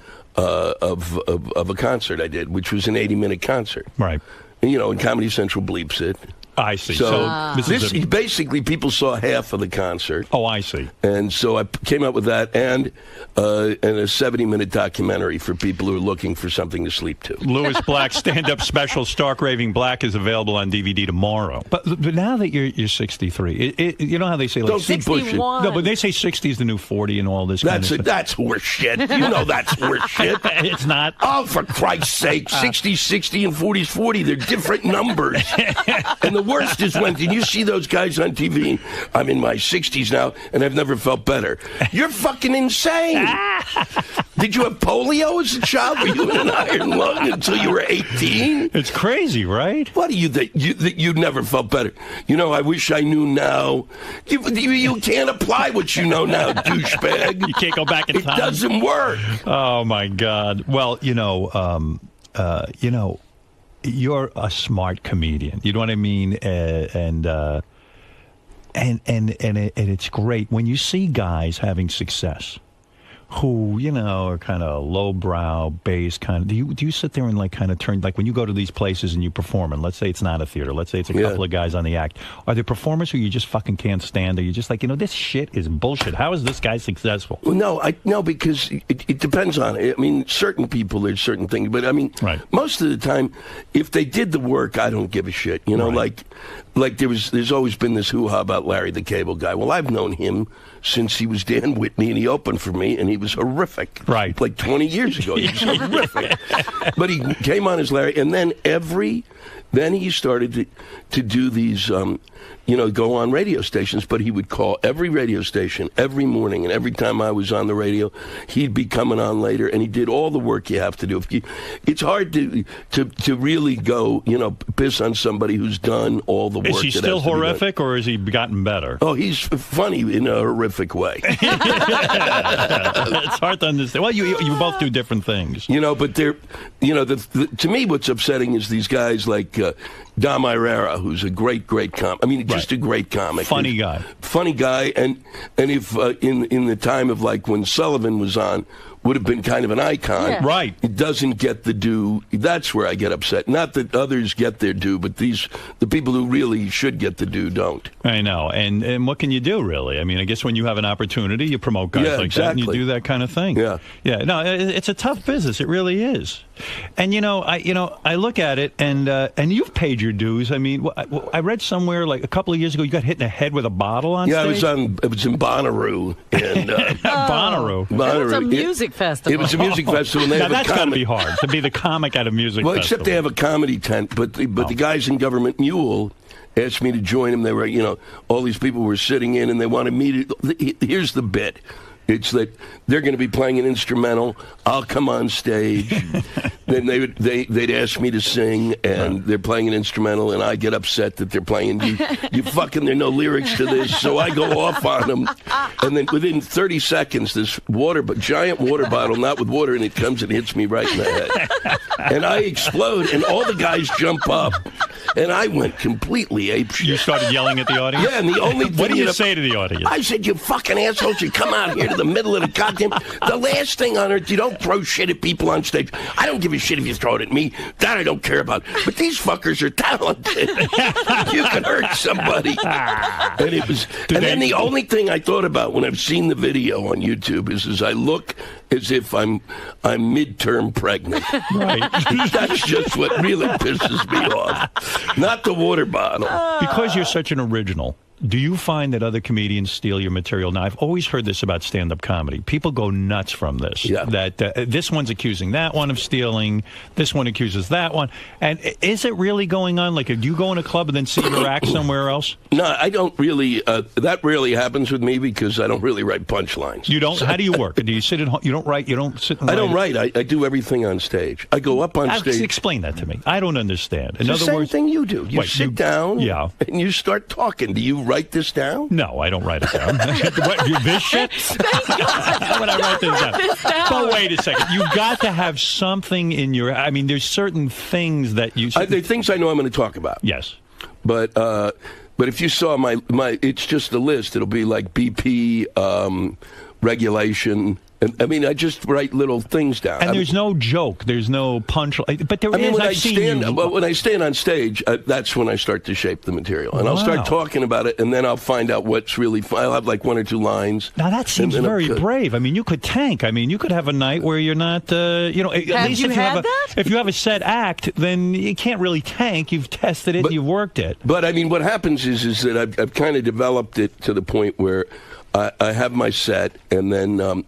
like this thing that just came, what just came on it was my tour last year. That's what is the DVD is. So that I finished in August, and then as soon as that was done, I took a piece of it out and plugged in another piece. And then I started working on another piece, and then I finished that piece and plug in another piece and start working on that piece. How did Jon Stewart figure out how to use you? I mean, how did he like? I was there before him. I was the first one there. At Comedy Central on that show? Yeah. Oh, no kidding. I was one of the first people. I'm the last of the originals. Who were the originals on that show? It was A. Whitney Brown. Right. What's his name? God, the blonde-haired guy who was doing the Craig Kilborn. Yeah, right. That's right. I forgot he was on that show. Liz Winstead was producing it, and did some stuff on it, and it was just a few, it was these. So Comedy reporters. Central's like been a blessing to you. I mean, yeah. They don't know what to do with me, but they've been a blessing. Yeah. How many shows have you done for them? I've done seven specials, The Daily Show, and then I did this show, Root of All Evil, which we did it and it went well, and then they put it on this summer. Because Gary told me you had like 15 development deals with them for sitcoms. I've had 15 development deals. It's you want to hear the best? Yeah, go ahead. This you'll love. This is David Kelly, a great writer. Yeah, calls and. My agents, and I get my agents call and say, David Kelly is working on a pilot for you. And I go, because these guys in L.A., I think they are so fucking live in dreamland. It's like, yeah, right, David Kelly's writing. When that happens, why don't you call me? Don't you guys just make shit up? They do. They do. Yeah. So then David Kelly... is going to meet me after this show. And David Kelly's had 1 million hit shows, right? Yeah. I mean, he's written... Ally McBeal, Boston Legal, Picket Fences. So The Practice. So you're like, this is bullshit. He's not writing anything. He's not writing anything for me. Right. I'd met him once at the Emmys, and he had said, boy, I'd like to work with you someday. Right. And so then he shows up at a show, and he says, I'm working on a piece for you. Then 2 weeks later, they send me the script. Yeah. And it's a great script. Go ahead. And what's the problem? And then they fly me out to have a conversation, and he says, I don't have the clout I used to have. I don't know if I can get this on the air. I just know I really want you to do it, and it's about the best thing that's ever been written for me. And I go, wow, okay. And then I leave, and then literally the next day, Leno. The whole Leno Conan thing explodes. Right. NBC now needs product. Right. They go into they have a bidding war with Fox, NBC wins, and at that point I cocked a pistol because it's really NBC has won. These fucking morons, they couldn't he have gone to Fox? There's a fighting chance at Fox. Right. We know these guys are idiots. Right, those guys really, at NBC how really. do you fucking move Leno out? How fucking what planet? Yeah, right. Everybody knew it. Monkeys in the zoo spelled out Leno in their faces. It's unbelievable that they would do that. And then they give $44 million or $39 million to Conan, rightfully so. Right. So I'm looking at this, and I go, okay. And then they start to do negotiations with me. Now, it's Monday, and my agents ask for X amount of money. Sure. I got to move. It's all, basically, the show is totally written because of me. Right. It's all built around me. I mean, every fucking scene. It's more work than a human should do. Right. I'm going to go from 70 minutes a day to a fucking 12-hour, shoot. I'm going to weigh 300 pounds by the time this is over. And they're all going, if it's a hit. And I'm going, if it's a hit, we're really fucked. You don't want to do all this work. It's a ton of work, but I really want. But it's really exciting. But you have to pay me X. If I'm going to move from New York City, where I finally bought an apartment, I finally have a place after fucking killing myself most of my life, right. and I like it. And I go home and I go, oh, I have a home. Right, Wow. this is exciting. You're successful and now you're gonna. When I finally move in, now you're gonna move me somewhere else, like an itinerant. Right. So I go to. We just go. Here's what Lewis wants. Let's not negotiate. He's got to get his shit together and get out there and work on this. Right. Well, 2 days later, the lawyers come back and offer me half what I want. So it's like, okay, half. And then they have negotiations, and they keep going. Now, Friday, they want me to leave on Saturday to go to NBC on Monday. Right. And at that point, they still don't come through. And now they've given me the whole week to think about what a piece of shit I'm going to be treated like unless it's a hit. Yeah, but they don't understand. You love your life on the road. Yeah. You love you make great money. Yeah. It's not like you're dying to have a sitcom. Exactly. Right. And this is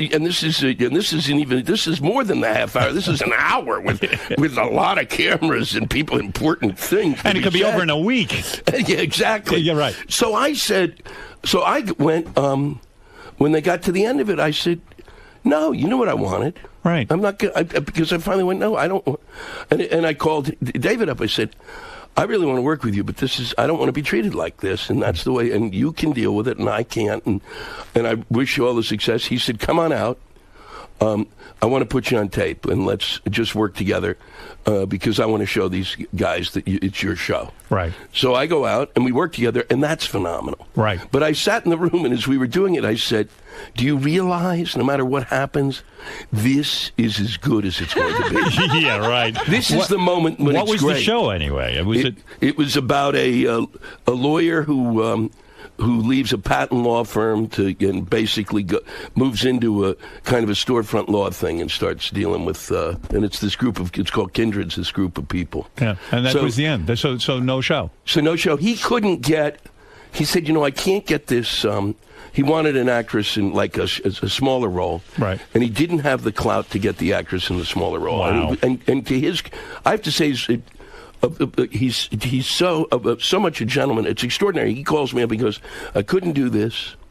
And he said, and I hate the fact that I got you all excited about this gig. And I can't get it done.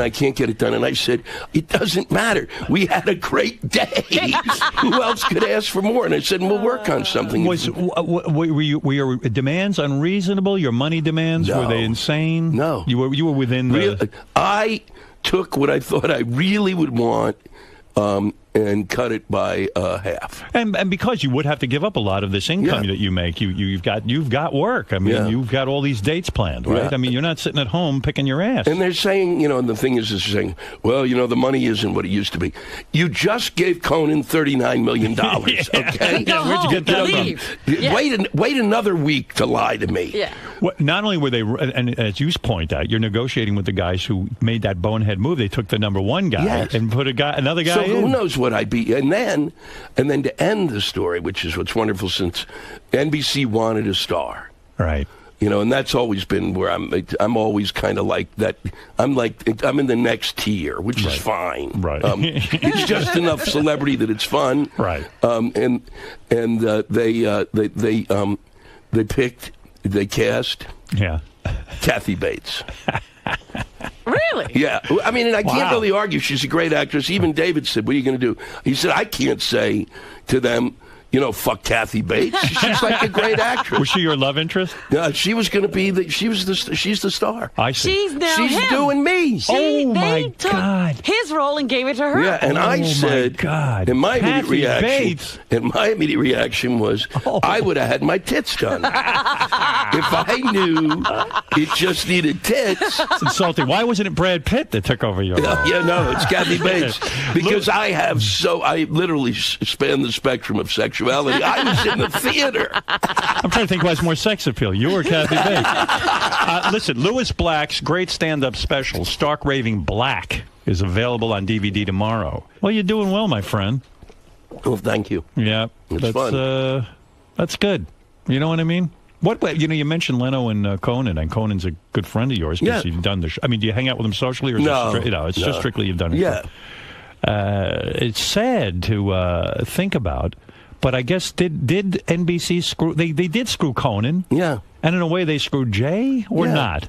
Jay says he got screwed, but no one can figure out how. Well, I mean, he screwed himself in the sense of like taking the 10 o'clock slot. Right, exactly. Should have gone to another network and kicked everyone's ass. And I realize that the Tonight Show is in the pantheon of existence a great thing, but big deal. At a point in time when you've gone in this setting way beyond what radio ever imagined, and TV is like a minute away from being YouTube. I had a piece that went viral on YouTube, and this is when I knew that. Like about 2 weeks ago, I did something on Glenn Beck. It's 2.5 minutes long. I could feel the difference when I walk down the. I mean, literally, people were coming because up. now YouTube is a factor. Because it's a YouTube. What'd you say about Glenn more Beck? in 2.5 minutes than my whole fucking career. What were you saying about Glenn Beck? Are you a big fan What a of his? piece of shit. that he had Nazi Tourette's. He is, everything is Nazi. Yeah. The Peace Corps was a Nazi institution. It's all the Nazis are just getting better and better. You know what's weird about his show? I watch him a lot, but now it's become like a professor sitting at a blackboard. It's almost like a boring history class, but it's history according to him. Yeah, well, it's his, But you're right. Everyone's sort of a Nazi. B'nai B'rith is Nazi. Everything. Everything's Nazi. Nazis. Well, listen. You don't have to tell. I don't have to tell you how bright and funny you are. I mean, you already know it. And we all look forward to seeing the stand-up special, Stark Raving Black. The great Louis Black, everyone. We'll be back right after these words. Thanks for coming in today. Oh, it was a pleasure. Thanks, great Howard. seeing you. Louis, Yeah. how'd it go there today? It was great. It was a lot of fun. Good to be back. Yeah, it was. It was a kick. It sounds like things are going pretty well for you. You got your book. You Yeah, got DVD. this week. It is until I get out of here. I mean, it's great right now. Right now, it's spectacular. Why? How could it go once you get out of here? Well, things could turn for the worse. Something could drop off a building. I could trip. Yeah, Howard just said, how funny he finds you. Yeah. How does that feel coming from someone like Howard Stern? It's a terrific compliment. You can't beat that. Yeah. I mean, seriously. I mean, really, what are you kidding me? Cool. All right, man. He interviews everybody and their mother. I'm glad we had a good time. I enjoy him. It's like, I just feel like, I don't know how he does what he does. I'm always kind of amazed. Well, you guys seem to be on the same page. Like you both speak your mind and don't care what everyone else thinks. Yeah, no, and really, and we both kind of realize we're not going to affect the fate of America. It's like, this is what we do, and you can listen, and then, but it's not like, people get upset with us. It's like, what are you, really? You think everything's going to change because we're talking? Cool. All right, man. Well, thanks for stopping by today. It was a pleasure. Thank you. Take it easy.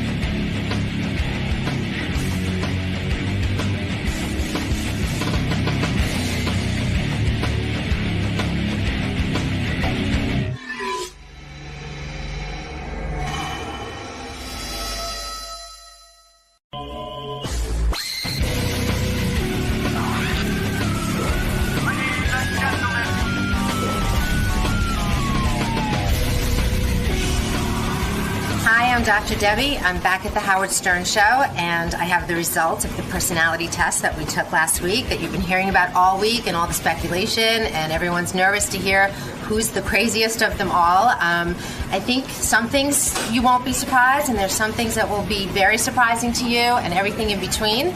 So I look forward to giving the results, and let the chips fall. Let's see what happens. Now, Dr. Debbie, as Yes. a fan of the show, is today going to be a great day? Today's going to be a great day. As a fan of this show, I mean, personally, professionally, for them, for the listeners, for the viewers, I mean, I think everyone's going to have a really good time. All right, we're psyched. Thank you very much. Thank you. Whoever turns out to be the craziest staffer, can we follow them around with the Howard 100, the Howard camera, the Howard TV camera, because I want to watch them all day. Well, then I know it's not me, because that would be really boring. You're never boring, my dear. Tommy, go ahead in Malden. Hey now, Howard. Hey now. We know who the crazy one's going to be, that Langford guy. I want him to go to jail. Jail, we're going to lock him up. Or Bellevue, one or the other. Now, let's get to this thing already. Well, we got to do our betting. Do you want to bet on the order, like who gets closest to the order? Based on everything I know, and Gary, you should come in for this. Because I'll tell you my order. Okay, here's what I'm thinking. 6 of us took this test. We know that 3 people each got something a little quirky with them, like one thing. Right. Gary, how does it work if you test over 75 in one area? 65 tells you something might be going on. 75 is a red flag. Okay, so each person had a red flag. Red flag. Each person had a red flag. I would say this about the betting. I would say that there's a person who's clear-cut not, on the lowest end. Right. And the person who's clear-cut on the highest end. Oh, really? And then in the middle, it can get, a little murky. It gets a little murky because she's like she was just explaining to me, some people had higher numbers, but it also has to do with how they interact and how she, there's a lot more that goes into it. But there was one person who's clearly the least nuts, and one person who's clearly the most nuts. Okay, I believe, and I'm not saying this lightly, I believe I am the least nuts. I believe it. I believe I will be proven right very soon. Now, the bottom 3 will be, okay, everybody has a little something, who cares? The person who evidently had a red flag, and when you say a red flag, you say anything over 75 would be a red flag. This person almost scored a perfect red flag, right? In one area, but the category, she'll come in and she'll tell you what the categories are. There's a bunch of categories. Like some people scored 75 or 76 in one category. Everybody you said scored at least 175. Right. That's what I'm saying. Everybody had a red flag. This person hit, I think, 6 or 7 categories. Wow. And one of them. And I'm only going to just again throw this out. The classification, the first word, the word that jumped off the page with me in capital letters was severe disorder. Okay, look. Somebody has a severe disorder. Okay, I believe that person is Ronnie the limo driver. Now, I'm willing to bet money. I'm willing to put my money where my mouth is. I will take your bet. Now, wait a second. Before I do this, it's not fair for you to say, I'll take anyone but Ronnie. You have to choose your person that you think. And Steve Langford. Okay. So if Steve, how much money you want to bet? $50. Okay. Listen to me. If Steve Langford's the guy, I owe you $50. If Ronnie's the guy, you owe me $50. Right. Anybody else, go fuck yourself, right? We're a push. All right, we're a push. Hey, Howard. All right, you're on, honey. Anybody else? Because I say Ronnie's going the distance. Anybody betting on themselves. I've been around this guy for over 20-something years. He's got to be the guy. You only have to be around Langford 10 minutes. Now, I'll tell you what. I could hedge my bet and listen. You could bet with somebody else on somebody else. I'll take Fred also. I mean... Yeah, but I'm betting on myself. I believe Fred is as loony as a bedbug. Right. Fred is betting on himself. I'm betting on myself. Oh. With All who? right, I'll tell you what. I'll do With 50 anybody who with wants you, to and take I'll it. take Ronnie over you. Although I might be insane. Okay, I'll take your money. Okay, you want to go 50? $50. You say you're crazier I'm than... crazier than Ronnie. Okay. Hey, did Gary say that... Is anyone keeping track of this, or do I have to And wait? it's a win-win. Jason will take And it. it's a win-win for me if it turns out I'm not. Right. Did Gary say she based some of her rankings on the interaction, not just the test? No, there's numbers, but she's going to tell you what she thinks Yeah, some of it is based on. Is it interpretation Some of of the it numbers? is. Yeah, interpretation of the numbers. All right. I'm going to be the most normal. Anybody want to bet Well, that? if she based it on the interaction, she loves you, so you definitely. Listen, No. this woman is. I'll read you this woman's Oh, credentials. I think she's highly credentialed. And I don't know that she loves me. She does. But I'll tell you what. I love you too. Why am I talking to you? How did you get in on I this? will bet You're you a that fucking you're idiot. not the most normal. All right. What do you want to? I'll take you another $50, and I'll say Okay. that. Who do you think is the most normal? Come on, Robert. Say it. I'm the most. I knew it. I knew that's where she was going. $50. Okay, You're on. I'm gonna bet on Howard as being the most normal. Thank I don't you. know if anybody wants to take that bet. Well, I can't because I think I'm the most normal. Anybody want to take? Well, Gary can't. Benji? I think you probably will be too. Huh. All right. No. Although I think you'll score super high and like negative or something like that. Right. But we're talking about who's most normal. That's the bet. Fred could be the most normal. Oh, I doubt it. Fred. That you know what? I'll give you odds. Nobody's on that. betting anything on Benji. Where's But Benji? Benji is weird. I think I'll come. I know I'll come out like with an eating disorder. I don't think that was one of the things That's they not what tested it doesn't for. measure. Yeah, Okay, Let's get Dr. Here's the Don't- question: don't if he talk turns about out to be Fuck you, like Gary. the most, It is one of the things they measure for. if he turns out to be the most abnormal, can we just shit Throw can the it whole out. test Throw because it out. that means he was pulling like an attention getting scheme. Let's go do this. Wait, I'll bet anyone Let's that bring it's in Langford. I'll bet anyone that's Langford or Ronnie against everyone else. What do you want to bet? It's Langford or Ronnie against the whole What do you? field. Who do you think is the craziest? I think it's Langford. All right, I'll take 50 on Ronnie. You got it. Okay, there you go. Ronnie's way crazier than Langford, and I know what everyone means. And Benji, where do you think you're going to rank? Like You I said, think- I think I'll be one of the three. I think I'll have an eating disorder, and It doesn't measure. But I don't think maybe that- it's something like neurotic. I don't know if it does measure eating disorder. All right, No, listen. well, let's get down Yes, to it this. does. Let's get down to this. Let's stop the nonsense. Let's I'll find bet out. that I'm more normal than Benji.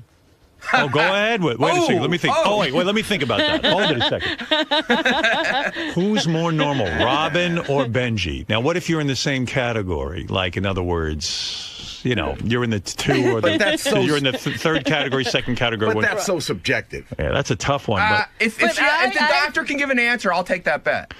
I say Benji's more normal than you. I'll take that bet. Okay, so $50 with the two of you. If she can give a definitive answer, I'm worried based about on the you. test. And I know you're worried, but I'm and actually hoping I'm wrong, and you are the craziest. I'm positive about you, and I don't worry because you're getting treatment. I'm worried about you because you're not getting treatment, and I hope this drives you to the treatment. I really do. And I mean that out of love. All right. Can I Now, tell you the lunacy that What we're did I dealing- just bet? I know Jason's got it all written down. All right, I bet Robin something. Can I tell you the lunacy that we're dealing with here? Yeah. So I just went out to the green room and I said, just to place everybody, Dr. Debbie's going to sit on the couch. I said, Ronnie, I want you to go to the podium, and Steve Langford, I want you to grab headset 3 and sit over there. Ronnie goes, that's it. I'm the crazy one. He's keeping me away from her. I was like, you know Oh, what? my You're God. crazy. I'm going to win a fortune. Who else wants to bet me about Ronnie? Because Ronnie is the. I might have to take back my bet. Well, you got a few seconds to decide. Because Anybody want to bet me that I'm trying to hedge my bet now with No. Steve Langford? you got a bunch of stiffs here. I don't see anybody betting. All right. Bring in the doctor. Bring in all the people who were administered the test. Let's find out once and for all who the fuck is the craziest. I don't even know what I bet. Me neither. So nervous. I'm sure I always lose these bets anyway, so you can feel confident. There's Ronnie looking weird, looking confident. You keep Ronnie away from the doctor.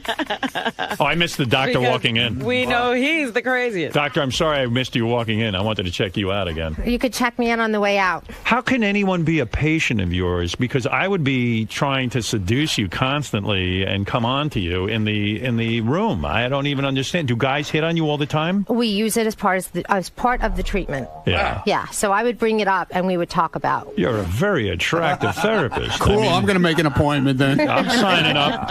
How much is it to see you privately? Really? You want me to quote my prices? Yes. I mean, is it an expensive proposition? It's an expensive proposition. And I get to sit in the room with you for what, an hour? 45-minute hour. 45 minutes. Yes. And for whatever it is, I get to sit there and look at you for 45 You get minutes? to sit and look at me for 45 If minutes. that's how you want to spend your time and money. It's like, what do you wear in the sessions? You ever wear a dress? Most of the time I do not wear a dress. For extra money, can we pick out your outfits? Just put you like on display. Listen, I wish I had you this morning to pick out my outfit. Is it inappropriate to ask? Are you a married woman? I'm not a married woman. You're single? I'm a single woman. No boyfriend? I'm dating. You're dating? Yes. Maron, I know Benji was quite taken with you. Know I was. We all were. It's a shame he's a lunatic and you never dated. Well, we're about to find out how much of a lunatic. So all of your male patients fall in love with you, I would imagine. Well, I don't know if they fall in love with me, but I think that attractiveness comes into the picture. What happens? Sexuality. What happens if you start to get attracted to the patient? Can you control that? Yes. You can? Yes. Do you ever fantasize about the patients? I have never fantasized about a patient. That's very healthy. I call them clients, actually. Clients? Yes. Yeah, well, they are patients. They're all wackos. Yeah. And I have a lot of attractive men in my practice. And you have to deal with that, right? Do you tell them? Do I tell them what? That you're attracted to them. No, I don't feel attracted to them. You know, it's really different. Listen, you've all been in therapy. You kind of start to love them as human beings, and you start to get their insides, and you don't want to have sex with them. You want to help them. I would think I would be hesitant to open up to you in therapy because I'd want to impress you and not make you think I was crazy. And I would help you get over that very quickly. You would? I would. Well, you would see that? How would you I would see that. How would you do it by lap dancing me and getting it out of our system? Because I'm all for that. Howard, maybe for you, yes, but for nobody else. Thank you. See, that's not fair. I'm only kidding. See? Life isn't That's fair. not The fair. woman is being charming, you mental case. Wait till you find out your That's score. not fair, dude. You're a fucking loon, and I'm going to make a lot of money on you. She's a fan of yours. You're insane. She's Doctor, a fan. Throw the text out the window. Doctor, Take it easy. The truth is, I'm a fan of all of yours. If I find out this guy isn't the most insane, I know something's wrong. Because I'm telling you, he's whacked out of his goddamn skull. And that's my professional opinion after hanging around with you. Steve Langford, some people are betting heavy money on you. What do you think? I hope they win some money. You are Nice odd. of you. You're odd. Yeah, absolutely. You're odd. Yes. I mean, Dude, look at those eyes, man. Come on. He's whacked. Look at his eyes, man. Gary has That's said crazy. to us that there is surprising results here, that some people are going to be a little bit rocked, especially one person. Yeah, there's some extreme scores going on here. You know, I don't want to upset anyone in here, but we're going to be as honest as we can. Thank you. Did it surprise you? Or no? You could look at us and tell. No, you know, this has been really an interesting experience because I've been listening as long as you've been on the radio, right? And then I meet you in person, and each one of you, there was different behavior in the room that you start to catch on to, you know, who's going to be what personality. So when I read these tests, I was spot on. Really? You could really tell, yeah. Oh. You know, like I heard Howard talking on the radio about how, and he was, you know, he was sighing, he was laughing, he was trying to get my attention, got my attention, and in a very sweet way, you know, very endearing. Robin is potentially dangerous, isn't she? All right, we'll get to this. Now, listen, Robin. Good luck. Good luck to you. I believe it is going to be Ronnie. I think it could be you. And it could be Fred.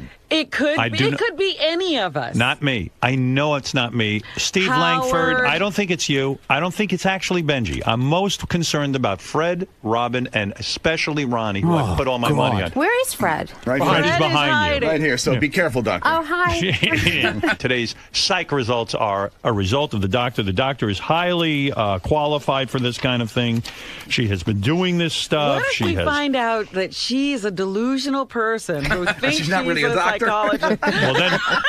Well, then the test might be a little off. All right. What is this test for, by the way? Can we find out if someone's a borderline personality from this test? Yes. We can. Yes. What is a borderline personality? A borderline personality is somebody, and FYI, nobody is a borderline personality in this room. Right. But it's somebody who is not fully integrated on the inside. Right. And you will see extreme behavior like they can love you one day and the next day they hate you. Right. And they're very difficult to be in relationships with because there's no consistency and you don't know when it's coming. What causes that? Is that a biological thing? In other words, you're born with that? You know what? This is my opinion, and maybe there's going to be listeners who don't agree. There are some chemical things we're born with, but I think so many things come from childhood and parents and upbringing. I think it's an interaction between what you're born with and what happens in your environment. You know, so for instance, you can be born with, let's say, you have a schizophrenic gene. Right. If you're born into a really lovely environment, it may never surface. Really? Yes. Really? But if you're born into a traumatic environment, Right. it will fly out. So we can all have lots of stuff in us, but it just never surfaces because of the way we were brought up. That's an interesting In my thing. opinion. Is that the majority opinion in psychoanalysis today? There are some who agree with me and some who don't. Right. You know, I mean, some you might people get think calls. it's all organic and there's no way you can get rid of it. Listen, psychoanalysts are going to tell you a lot came from childhood. Right. They're going to be psychiatrists who are going to think it's more medically oriented, right? They give medicine. So Let me ask one question, though. Can this test reveal something that hasn't surfaced? So, like, you have it, but you don't have a problem. Brilliant question. Yes. I was going to ask that question. Well, you almost made me forget it. Meaning, Robin, that there are traits that are going to show up that may not be surfacing because of where your lives are, right? But if your life was already all of a sudden taken away, right? The show ends, everyone finds himself on the street. Some of this stuff could come out. All right, let's cut the bullshit, Doctor. Okay. Let's get right to it with Robin and her good questions. I want to start by listen. telling Dr. Debbie. Right. So, Dr. Debbie, tell everybody here in the audience, what are some of the categories and what these numbers mean that I've been talking about? Like what a 65 means, what's a 75 means. What are some of the categories we're talking about? Okay. This is a complete diagnostic test looking for character, personality, organization, the traits that exist that make you you. Excellent. Okay? Excellent. Yeah. So you got the narcissistic personality, which Right. has been talked about on the show endlessly. Robin. You got histrionic. So, and if you want to know what they are, let me know. I Okay, don't want to keep bore going. your audience. Right. Why do you keep looking at me when you're saying all Because that? you're fucking crazy. I'm not looking. That's just it. She's not looking at I'm you. not she looking was at you. looking at me. I was not looking at you. You know what? And do me a favor. You better sign up right for the funny farm after she gets Dude, done with the results. I go. Once a week is a drop in the bucket for you, pal. You need major You need to help. be there every look, I don't goddamn care day. what the test Look who's says. talking. I don't care what the test says. I got a question for you. Yeah. You know sometimes when there's a nutty guest, Ronnie stands in the back? Yeah. Who should stand behind Ronnie today? That's a good question. All right, go ahead. You've got the histrionic personality disorder or personality, obsessive compulsive, Right. passive aggressive, paranoid. Ronnie. Ronnie. Yeah, right. You're paranoid over there. You. Who? You. There's something. Okay. Paranoid. I'm afraid brother. of you, that's for sure. Paranoid. All right, we'll see. We'll see what the doctor has to There's say, something, genius. there's something called antisocial, schizotypal, or tipple. I don't know how we should pronounce it, but Right. that's someone who avoids people. All Ronnie. of it. There is not Right. a personality structure that's not tested on. This is Dr. Debbie. Debbie, how do you say your last name? Magids, right? Magids, hard G. Dr. Debbie Magids. She's a top person.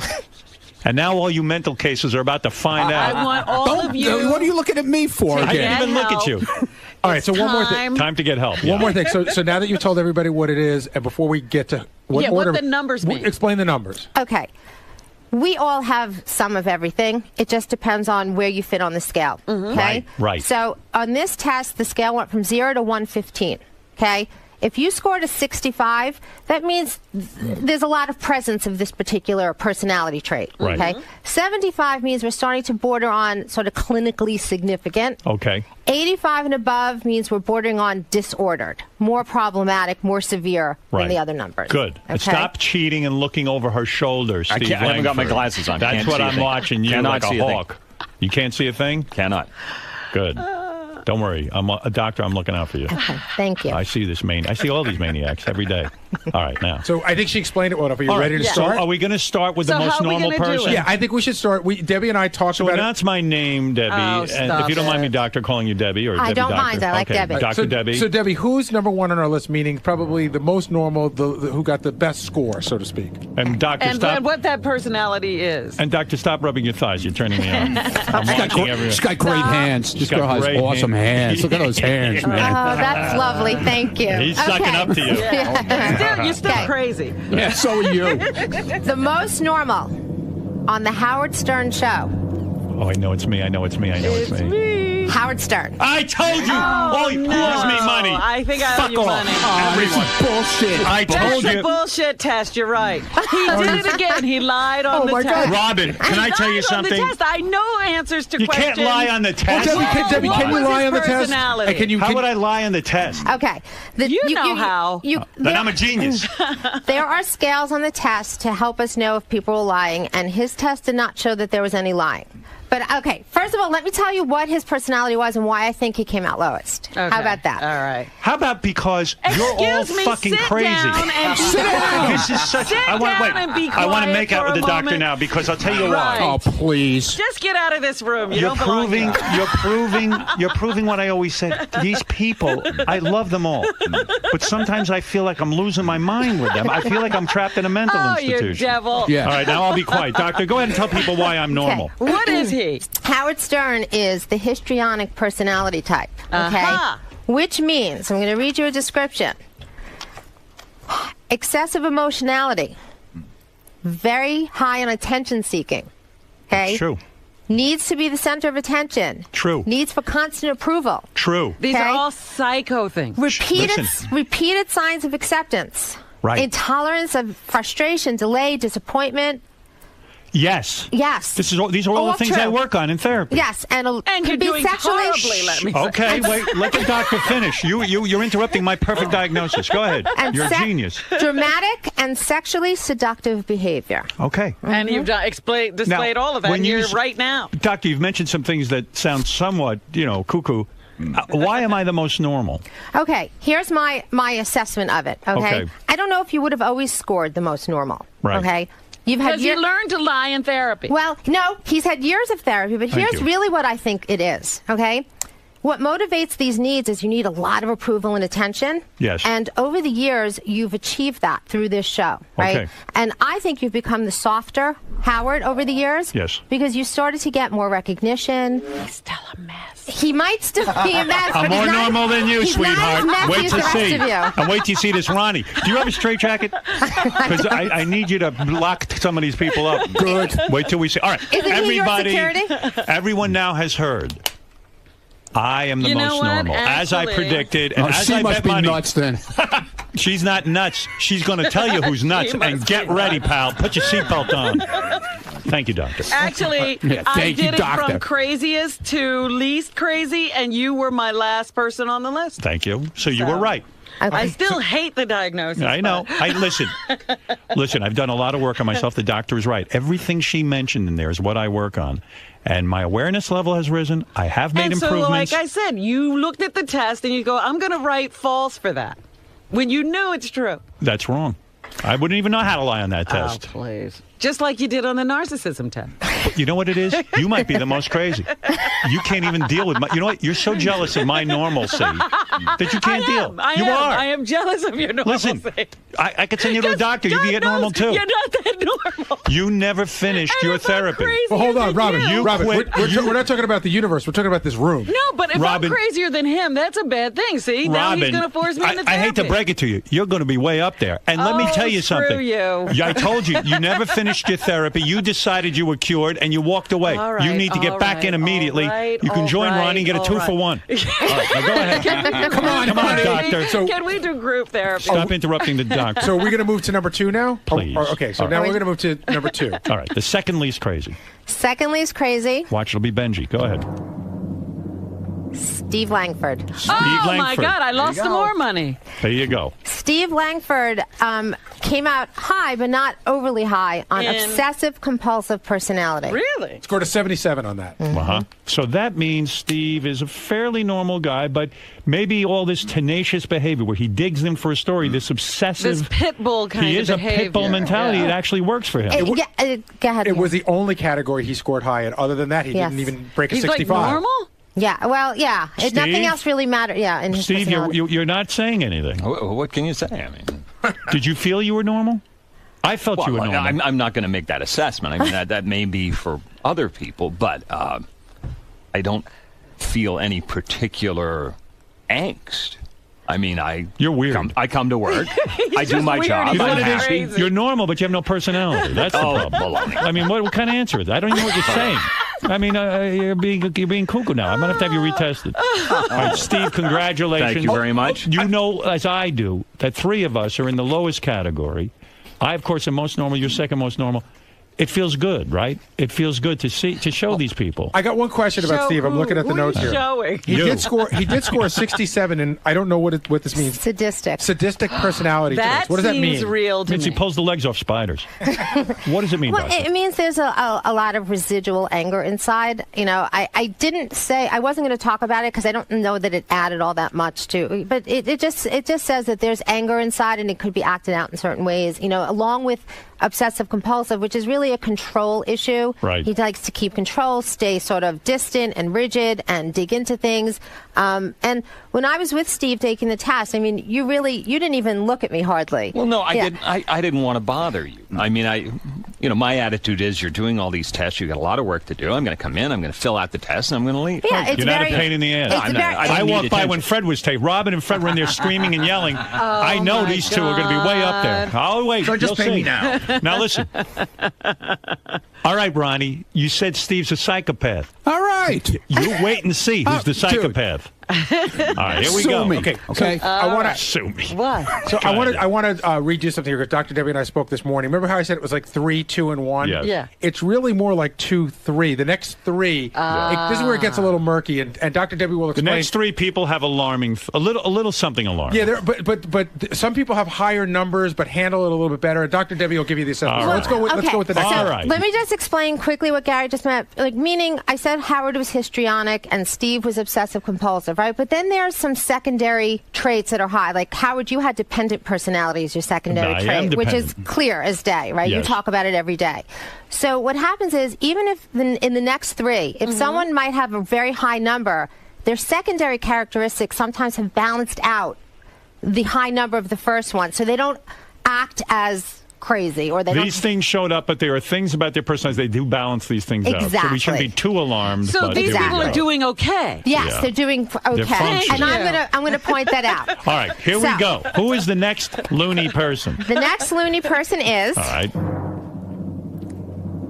Fred. Oh, Thank you. Wow. Good for you. I'm gladly paying you the $50. Right. So Fred. I think I'm losing a lot of money. There What you about go, Fred? my friend? Now, Fred scored an 83 on narcissistic personality. Really? Wow. Yes. You know what's funny? On the Dr. Drew test, I scored very low. Well, what did I tell you about that test? Yeah, you didn't like that test so much. I'm confused. All right. So far, Howard is the most normal. Steve Langford God, is we the have to second hear most. that forever. And then Fred. Now, Fred also had as a secondary schizotypal personality. Oh, I know that. That Believe What does me. that mean? Okay. It means he's withdrawn. Well, he's detached. He's a little withdrawn, a little more socially isolated. Now, What number did he have on that? he had a 68. Yeah, exactly. So how does that balance him out? That's what I was going to talk to. He has this narcissism, so that's attention seeking and needing admiration. But because of the schizotypal, he's a little more reserved. It balances out the It's narcissism. a checks and balance thing. Exactly. Makes so, for one weird dude. yeah, but But you want to know something? I'm not the weirdest. No, you're not the weirdest. I told you. I'm not the weirdest. Did I tell you wouldn't be the Victory! weirdest? I Victory! resent that you keep talking about yourself as normal. You were not normal. And I told you, Robin, you're going to be way crazier than Yes, but Fred, you're and I'm not. already right. Yes, you're not normal. Now you Well, wait can't till you hear what participate in you those are. conversations anymore. You're definitely not normal. You're in big trouble. All right. Okay, so All right, can I- Fred is the third. Now, Let me recap really quick. So Howard, Steve Langford, and Fred. That means left here are Robin, Benji, and Ronnie. Oh, gee, we couldn't figure that out, I Gary. just want to tell the audience. That's what I've been telling my audience. All right. I think the next most I normal. could be the worst one. You could be, Robin, and I told you that. Now listen, and you said you go right into therapy, and I want that for you, but you're lucky Ronnie's here, and he's going to beat you out. Now, I'm going to say the next person is going to be Benji. Go ahead. Okay, now this was a toss-up of which order we were going to do this in. But this is what we decided on, I'll tell you why. The Okay. next person is Robin Quivers. All right. Thank you. I did win a little bit of money. I said I was more normal than Benji. Yeah, but I'll tell you right now, the Dr. Drew test wasn't that far off. Yes, however, you may not be thrilled. Go and I'm sorry in advance. What's the second component? Well, so Robin scored very high in narcissism. Okay? Higher than me? Higher than you and higher than Benji. Okay? She scored a 94. Wow. Now, I just want to qualify because I want. Okay. She also has histrionic personality features at 74. Okay. Right. Uh-huh. Now the histrionic, But that's not a 75. No, but it's not. But your histrionic personality traits balance out the narcissism. Now, I do want to, and this is for you, Robin, because I want you to be happy after this. But this is the truth. Tell her the truth. Don't make her happy. No, I'm telling you the truth. Let her know. Within each personality scale, there are these mini scales that talk to you traits within them.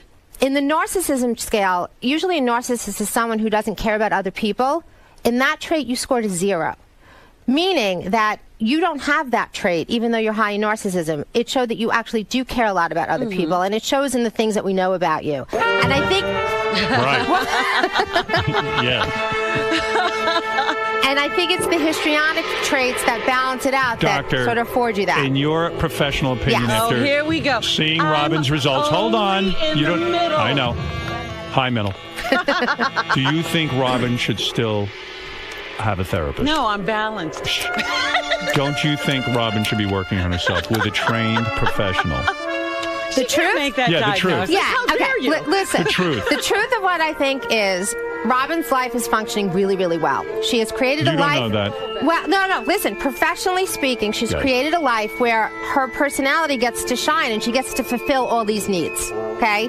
I don't know what she's like personally, so she would have to assess. I don't know how you All feel right. when you go home at night or So how she does feels in her social does life. she need more therapy? I think Just everyone. because you're still in 3 days a week does not mean everybody. You Okay, could hold use on. a brush-up course. Can I jump in here? I'm looking at Dr. Debbie notes, and the very last sentence in bold letters was revisiting therapy would be very useful. Yes. Could be useful. Could be Didn't useful. say necessary. Yes.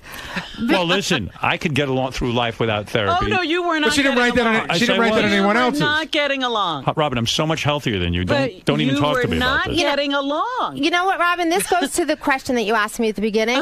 That could people have things going on that they're not aware of, right? That's not what I asked. I said that didn't surface. Yes. Okay. And that was different than not aware of. I don't mean not aware of. Yes. I mean under control, not affecting their lives in a negative manner. I stand corrected. That's exactly what I meant. So for you, because of the test results that we found, your life is going well, but that's the kind of thing that if this all went away, then something might surface, and that's why therapy could be useful. Okay? All right. Okay. Well, listen. Thank you. You beat Benji and Ronnie. Those are our finalists. And now you'll see, as I predicted, Benji will be next, and Ronnie will be very, very severe. And you were on top and on the bottom. We're going to see. What can I say? Yeah, And the we'll two see. of you are trapped in a car That's together. why it's called the Howard Stern Show. All right, let's go. Who's next? It's going to be Benji. The next person is. Am I getting a drum roll? Yep. You are. Benji. Yeah. All right, tell me what's his problem before we get to Ronnie's insanity. Benji. What, Ronnie, what did I tell you about you? I just won a ton of dough on you. Good. I got I'm you happy pegged. for you, man. Do you see I got you pegged? I'm happy for you. Wait till we hear the laundry list of fucking problems. Yeah, You're good. Miss America, Good. Ronnie. Go to Ronnie first. Do me a favor. I want to know the most crazy guy, and then we'll get back to Benji. Oh, yes. Make sure he gets the notes. Okay. All right. Ronnie, you've been lovely to me, so I'm sorry, but here we go. Whatever. I should Okay. read this. What? What you wrote. Okay. What? What's the first word on the page, You Howard? gave him my whole synopsis? Ronnie is the person. No, the word in capital letters on top. Doesn't it say severe? Yes. Results severe. Okay. All right, here we go. Okay. This is the Ronnie. head of security? The head of security. Okay. Where am I going to get security? From the loony go bin. ahead. Okay. Ronnie, narcissistic personality disorder, 109. Whoa. Somebody Okay. who beats me. That's so wonderful. He trounced you. Histrionic personality trait, 79.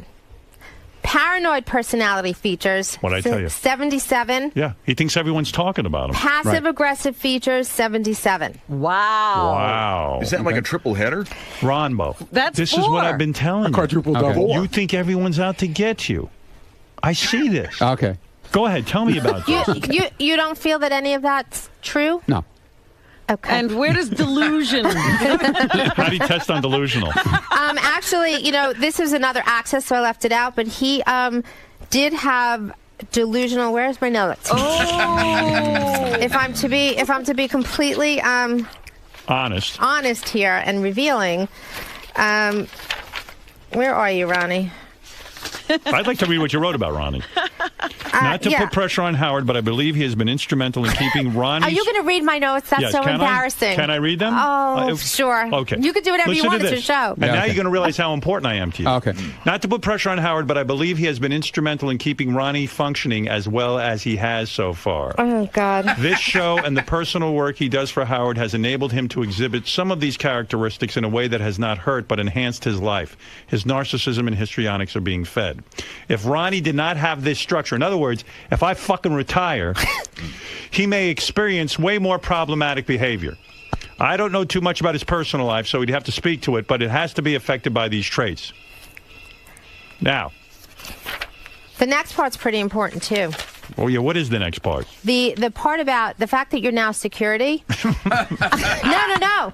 It allows, the paranoid piece of mistrusting people. It actually makes you a great person for security. And it sort of... Right, because he's suspicious of everyone. Which is actually... That's why I hired him for that. Yes. And I see, he's fucking like an eagle eye. The thing is, it takes the pathology, so to speak, and it sublimates it into something that's actually useful. So he has to watch people. He does have to. So it normalizes the pathology. Right? See? I know my customers. I made him a security guy. I got a question for Dr. Debbie. Has anyone ever scored 109 on narcissism? No one I personally know, but right. Yes. But in your not. But I work with a pretty healthy population. Not like this one. Listen what you say, Doctor. Without the outlet of this show, Ronnie could get himself into trouble. I, without a doubt, feel Ronnie should be getting some outside help. Now, I want you increasing to 2-3 days a week. Okay. You're going to pay Who is for this it? you're seeing? They didn't tell you needed more help? Okay, well, two things. Also, Ronnie, I think once a week therapy is hard because I do think that you don't trust easily. But I do think that you can trust more easily. And so something more structured, where you see somebody more frequently, I think would be beneficial. The other thing that Gary wanted me to point out, there's something on the test called the desirability scale, which shows us who's trying to make people think that they're better than they are. Right. And Ronnie came out the highest on that. He scored an 85. Ah, see? You got shit to work on. Langford, what about you? What? What about him? Ronnie thought you were the most crazy. Yeah, well. Now you can tell him he's crazy. Whatever. Right? But what's the matter? Dude, I was fine before I worked for you. I had my own business. I am fine. You could say whatever you want. Your test is fine. Well, it says I'm not saying anything bad against you. It says you're I functioned way before you ever met you, okay? Right. Okay, I functioned in life way before you. Well, maybe was never he made in trouble. you crazier. You know what? You don't care. Say what you want. I don't care. Maybe I he's don't bad care. for you then, Ronnie. Am I bad for you? No, it says I'm good for him. No, I she's think so. saying that, but Ronnie's saying he functioned way before, and now he's got all these problems. I'm not saying Maybe he's bad. I'm not saying you can't function. I'm just saying. She ain't saying you can't function. Well, I'm not basically saying- that's what she said. No. That if I wasn't See, working, you don't hear. No, I heard. She said if I wasn't working for this show, I could get in trouble. That Right. some of these traits would surface. Yes. But I didn't. They never surfaced before. Okay. Listen, I Dude, don't know you're the you. greatest narcissist that ever lived. You should be proud of yourself. I've been dethroned. Yeah, Great. you beat I'm Robin. happy for you. So what about Benji? Is he kind of loony too? Yeah, what is we kind Benji's of rushed deal? by that. Yeah, Yeah, I well, didn't Just get wanted to get skipped to him. Ronnie, the queen. No, Ronnie's the queen bee here. Right. Okay, Benji is an 80 on histrionic personality, so he shares your personality traits. Yeah, well, he tries to be He me. wants to be Okay. you, Yeah. yeah. And he's got 71 on antisocial personality feature. So the way I see Benji, I mean, you see Benji trying to gain attention, but he does it in the negative ways, right? Right. So he'll chronically be late for work or those kinds of things. I think it's the antisocial piece that gets in the way for Benji. Yeah, he's odd. He can't figure out how to get the attention that he needs. So he goes for negative attention. Yeah, subconsciously. I don't Yeah. think he really knows what he's doing. And But sometimes it's not even funny. He just wants attention, right? Yes. Yes. Oh, look at Ronnie. Now he's all clammed up. I'm What's the never matter? clammed You freaking up. out? No. I told you, you got issues. Dude, I don't. What'd I tell you? I know you. Okay. I sit there with you You're a every day. psychiatrist now, too. That's fine. I am a psychiatrist. Okay, good for you. Listen. I'm When it comes happy to you, for I'm a psychiatrist. Okay, good. Listen, the reality I'm is happy. this test is used in conjunction with knowing everybody. So the test results are the test results, and then we have to sort of see how your lives are functioning and see what you're doing, and You're then you gonna put be it all okay? together. No. Well, you know what? When you think about it, it says the reason you're a good security guy, which I always said It's you were. because you're paranoid. It's because you're paranoid, and so you look over, and I like that about you. And then it says, look, okay, so, you got characteristics where basically I make you complete. As long as you're with me, you're okay. Okay. Yeah. You should pay me. Okay. But Howard, they all make you complete. That's right. They all make you complete. I love them You all. depend on them. They feed you. It all works really well. So, Doctor, I've surrounded myself with all crazy people. No, you are crazy. And it's a mixed bag of nuts. Hey, with Doctor, You're all jealous of my results. Yes, I'm jealous. I am. I've forgotten about your results. All week long, it's been Howard's the best and Ronnie's the worst. So, and it was right. It turned out just the way you wanted it. All right, I'm give us- happy. all I'm right, happy. Now, Let's Debbie, take a- give us the real results. Mark, go ahead. You're on the air. Hey now. Hey now. Hey, keep that fucking lunatic by the car until you can retest him. It says he's good for me. He watches out for me because he's paranoid. Yeah, you want a lunatic by the security, but at the same time, you don't want the fucker around. You never know what the hell he's going to fucking drag your ass into. You know what I'm saying? I trust him with my life. Go ahead, Scott. Yeah. I have a relative question, I think. Okay, you said Howard was the most normal out of these 6 people. Thank you. Yes. Now how does he and the rest of everyone else compare to the general population? General population?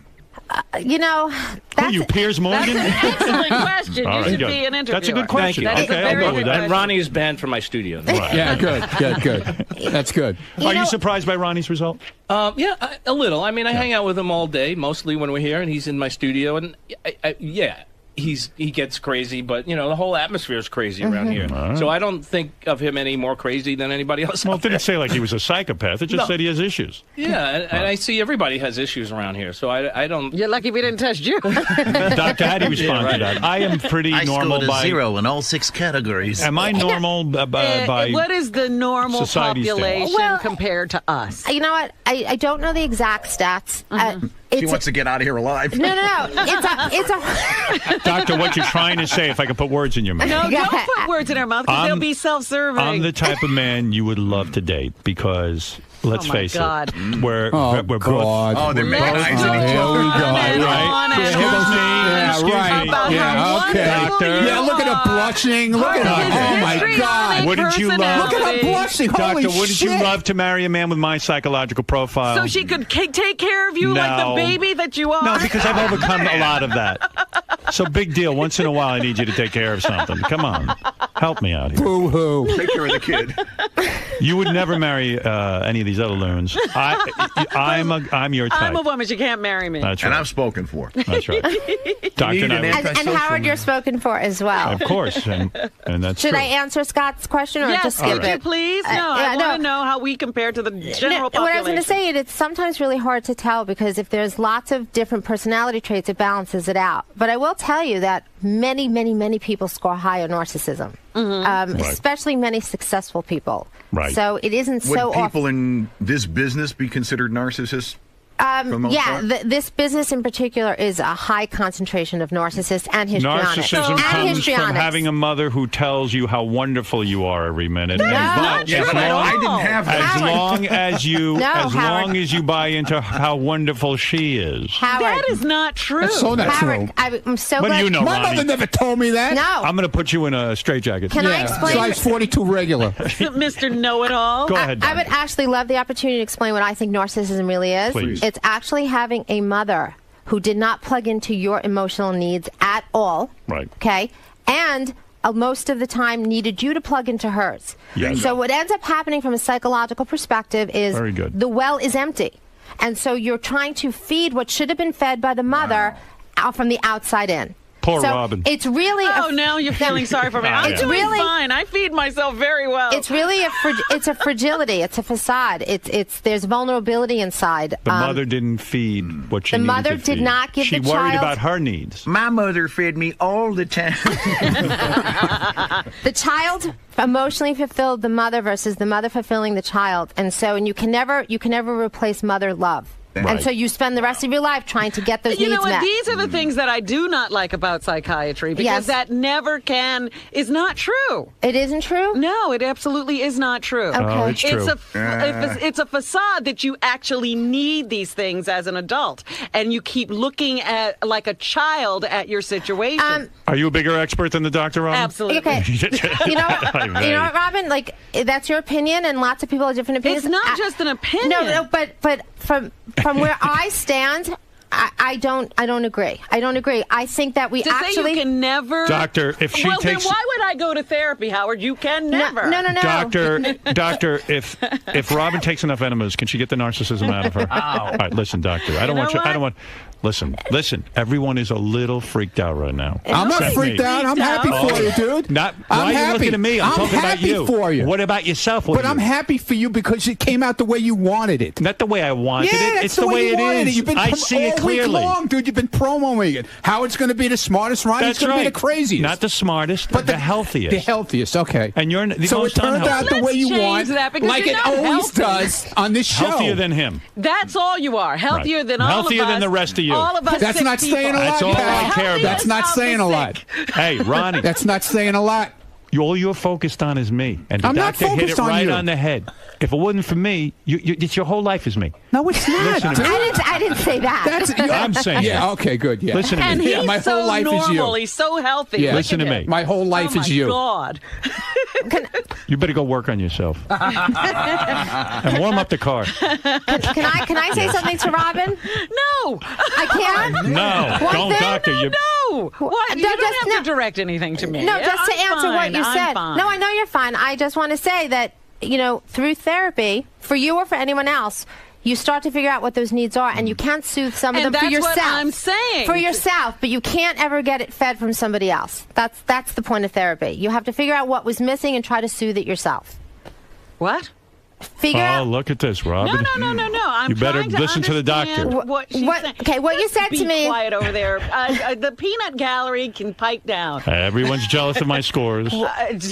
Envious. Envy. Not jealous, envious. Envy is an ugly thing. You know what? No, it's not. 4 days of therapy, you ought to be. 3 days. And you were in 4 days up until 3 weeks ago. Well, that's right. It and worked. nobody else here has had to have that, but you. But I'm in a good place. It doesn't matter. Doctor wants to marry me. Look at how she's smiling at him. Look at his I'm bullshit. smiling at Because everybody. I work on myself. Yeah. How many years have you been in therapy just to over get 11. to get a little bit better than me?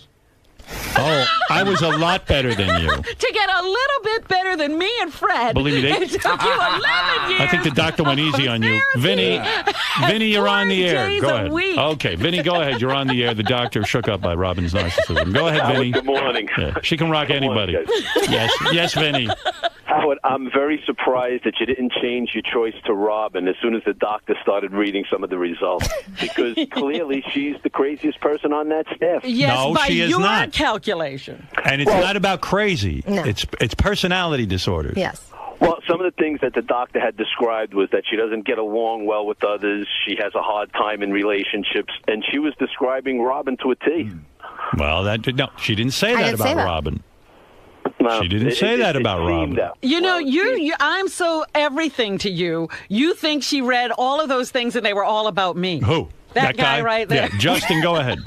Hey now. Hey now. I wanted to tell this test validated the Dr. Drew test, but with the desirability bit, Doctor. Yes. Do Robin's 34 G's help out with her desirability in any way? Well, of course, she's very desirable. But it doesn't validate Dr. Drew's test because a couple of people scored higher than me. Well, it's still really, really high, though. But And he had me the highest in the world. Who scored higher than you in here? Ronnie did. Ronnie and Benji, I think. No, I didn't. No, not Benji. No, it wasn't Benji. It was just, I scored lower than Robin. And by the way, It when was Dr. Ronnie. Drew tested us, Ronnie wasn't part of that. I know that, but Dr. Drew should have found Ronnie because he's the good sickest Lord. person on earth. Yeah, I'm sick. Okay. All right, let's go to Mike. Mike, go ahead. Yo, hi. Hey, man, all y'all motherfuckers are crazy. You know? Well, that's what I was trying to Not point out me. to Howard. You are. What I've realized about Howard, he's taken on the black man's personality from his high school years, being the bully. Us black guys are very calm. We're cool, man. Oh yeah, that's why. Oh, yeah, you're real calm. My man, Little Wayne, just got out of prison. He said it was like easy breezy. The prison system. Easy breezy. Robin doesn't need psychiatrists because she's black. All right, black people don't need that shit. It's unnecessary. That's unnecessary. All right, look, this was very exciting, Doctor. I want to thank. Very beautiful doctor. Obviously, a lot of people. Yeah, taken gorgeous with her. doctor. Well, come on, you know you're hot. Well, I you know said what? You know what we have doctor. learned? As long as Howard continues his therapy, he'll be the most normal of all of us crazy people. Why are you so jealous of my normalcy? You know why I'm so jealous, because I'm going to have to sit here and listen to you talk about it. Yeah, for the rest of please. my life. Yeah, I'm never going to hear the end of this shit now. The craziest people are the ones who are reacting to crazy. Whatever. I'm not. Look, What am I doing? Steve's fine. What am I doing? You are so Look at how you're reacting to this. Can I have that? Look at the look on your face. report.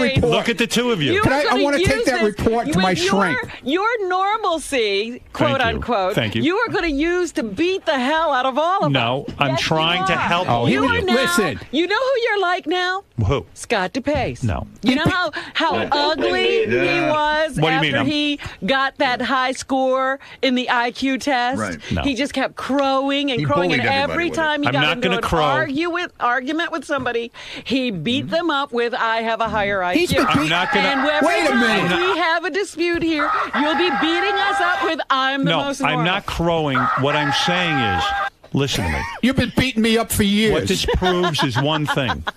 I've been trying to tell you guys, I see issues for you. And Good. Who cares? doesn't see your What the issues. fuck is You that going to still do have for me? I'd like you all to realize when you listen back to this show how I'm crazy, not listening. how crazy you're acting Good. right Who now. gives a shit? The most normal care. guy, Steve Langford, next to me, is calm. Fuck him too.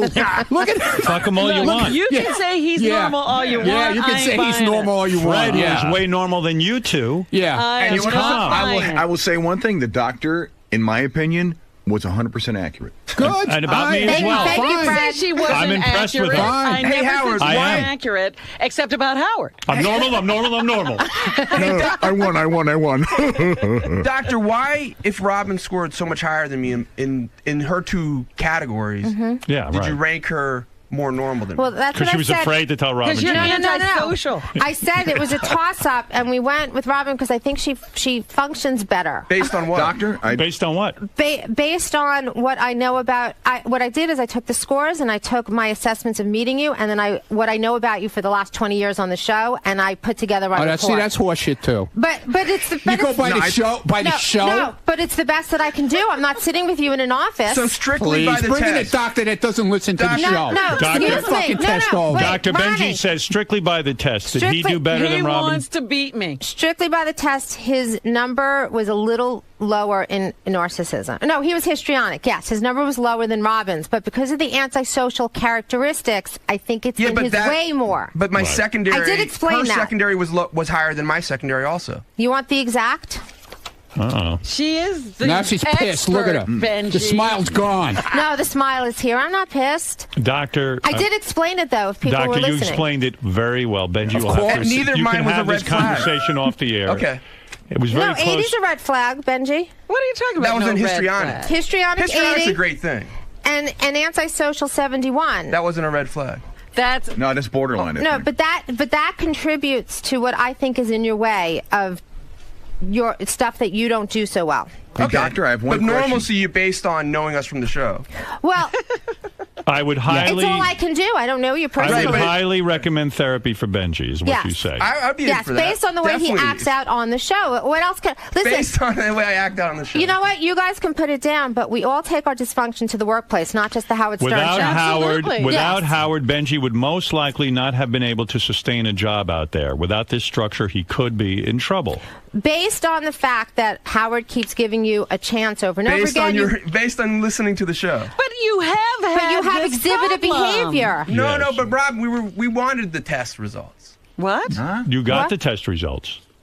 Okay, the doctor is factoring in some things she knows. But, okay, you tested a little bit saner than Robin. Okay, you got that. Although, but based on what she observed in the room. But does he get points deducted for putting down a false birth date? I didn't On know a that. I heard legitimate you test? say that. All I right, didn't know he listen, did that. we could debate this all day. Yes. Now you know. What most importantly, my buddy over there, Ronnie. He needs help. Needs help. Yeah. So do why you, are you asshole. beating up on him? You need help what also. You're doing You need a lot of wrong. help. It's very bad. It's good radio, though, isn't it? That's right. That's all right. Ronnie, I want that. love you. Can I have that report? I don't have yours. No, the thing that you read about me. Oh. Yeah, you can have it. I want that. Unless the doctor says no. Doctor, can I give him his report? I mean, it's not my property anymore. But just to tell you, I was told to write up a paragraph based on what I know about you guys. I want my guy. Frame this and put it over your refrigerator. I want my guy to read it. I want him to read it. He should read it. I want him to read it. Believe me. And don't hurt him after. He's afraid of you. And he doesn't listen to the show, so I want him to read it. They just locked him up. Whatever. He Who left cares? town. He's on a bus. What do you say? Is your psychiatrist a good guy? Is he? You know Yeah, what I he's love the doing? guy. You love the guy? Yeah. All right. And he's not afraid to talk to you? He can be honest with you? Yeah. Yeah? You know what, Ronnie? The thing is, what are you looking at me I like don't that know. I for? don't know. I'm just reading these results. the thing is, we take ourselves everywhere we go. So the way you guys act on the show is part of your personalities. We don't change our personalities just because we're at work. It comes out It of comes us out of what us we wherever we create are. here. Yeah. Everywhere we go, we Okay, take ourselves. I'm not denying so what that. I'm saying is, I do think I have a sense of what your personalities are from listening for a number of years on how you have functioned in your work environment. So Yeah, but that's what I use. What I'm saying to you is, the way you said it was, if I wasn't here with him, Okay. I would be in trouble. I don't think so. No, meaning. Oh, he'd be in trouble. No, You did it right. I don't think so. Because I wasn't in trouble. You wouldn't before. fill these. Not trouble with the I law, wasn't- not- genius. not- She's saying trouble just like you'd be fucking mess. No, Can I I wouldn't. explain? I wasn't a mess before. Can I explain? You were Before always a I mess. worked for you, Oh, I wasn't a mess. Sure you were. him. No, I wasn't. I'm just telling you, you were. Okay, here's Okay. the reason why it shouldn't be read. I thought I would explain what I wrote for them. It's not that if Howard disappeared, you would be a mess. If the structure of your life, if Howard Stern show went away, the security went away, Right. if you were just left to your devices, I do think all of these characteristics could surface and you could be in trouble. Because no one else would put up with them. Well, it's not. It's okay. I'm done explaining. Not that you wouldn't that's- work. You're a that's- successful guy. well, you that's always had why- a business. yeah, exactly. That's She's why I saying never worked for emotionally. anybody. I'm Your talking personality. emotionally. Yes. Okay. That's why the you got reading- some personality. Okay, good. Yeah, and so do you. That's right. Yeah, you got to be in the car with him. Yeah. How much? What do I do? Do I put up the divider and I don't talk to you? No. Okay. That's the way it's going to be from now on. All right. I'm good, scared of you after good, this. Is Good. that divider bulletproof? I don't know. Man. Listen to me. I love you. Dude, Like I a don't, you brother, don't have to love. okay? You don't have to love me. You think I hate you? Look at me. Oh, I know you hate me. Okay. The doctor knows it too. Yeah. Do I hate him? Do I hate him? No, I think you love him. Well, when he started writing me in crayons back, how many years It ago? Did wasn't you send me a crayons. letter What in are you crayon. doing? I knew there was something wrong. Crayons. But I hired you. You seemed like you were reliable. He's reliable as hell, I got to tell you. Crayons. All right, listen to me. When I get in the car from now on, the divider should automatically be Okay, up. good. No problem. I can handle that. How about I'll be in the car less than I am now? How's that? I'll be in the back. That'll be even better. I'll be in the back with Dr. Debbie. Okay. That's right. But I won't be there. I don't want to be. I don't want to hear what's going on. All right. Dr. Debbie, you are lovely. Thank you.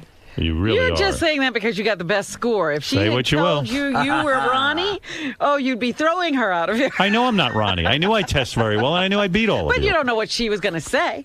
Oh, I knew. I knew what she's going to You say. know now after the fact. Wait, what was your histrionic score? Go back and listen before we heard the Howard. result. Wait a second. Howard was 74. Go back and listen. That's pretty good. Before Dr. Debbie walked in and what I predicted. I'm pretty dead on about You've been all predicting it forever, of you. I'm dude. dead on about all of you. You predicted it before we even took I know the my test. customers. Okay. And how do Langford we was know the wild you didn't card. fix this whole thing? You mean that I'm secretly in love with Dr. Debbie when we meet at a hotel and we plan this whole thing out? No, that doesn't mean that you met Then at a that proves hotel. That with Dr. us. Debbie and That I were proves he is involved normal. sexually last night. I entered her multiple times. Is that what you're saying? Oh, my goodness. Dr. Debbie and I had orgasms all night and then plotted this whole thing out.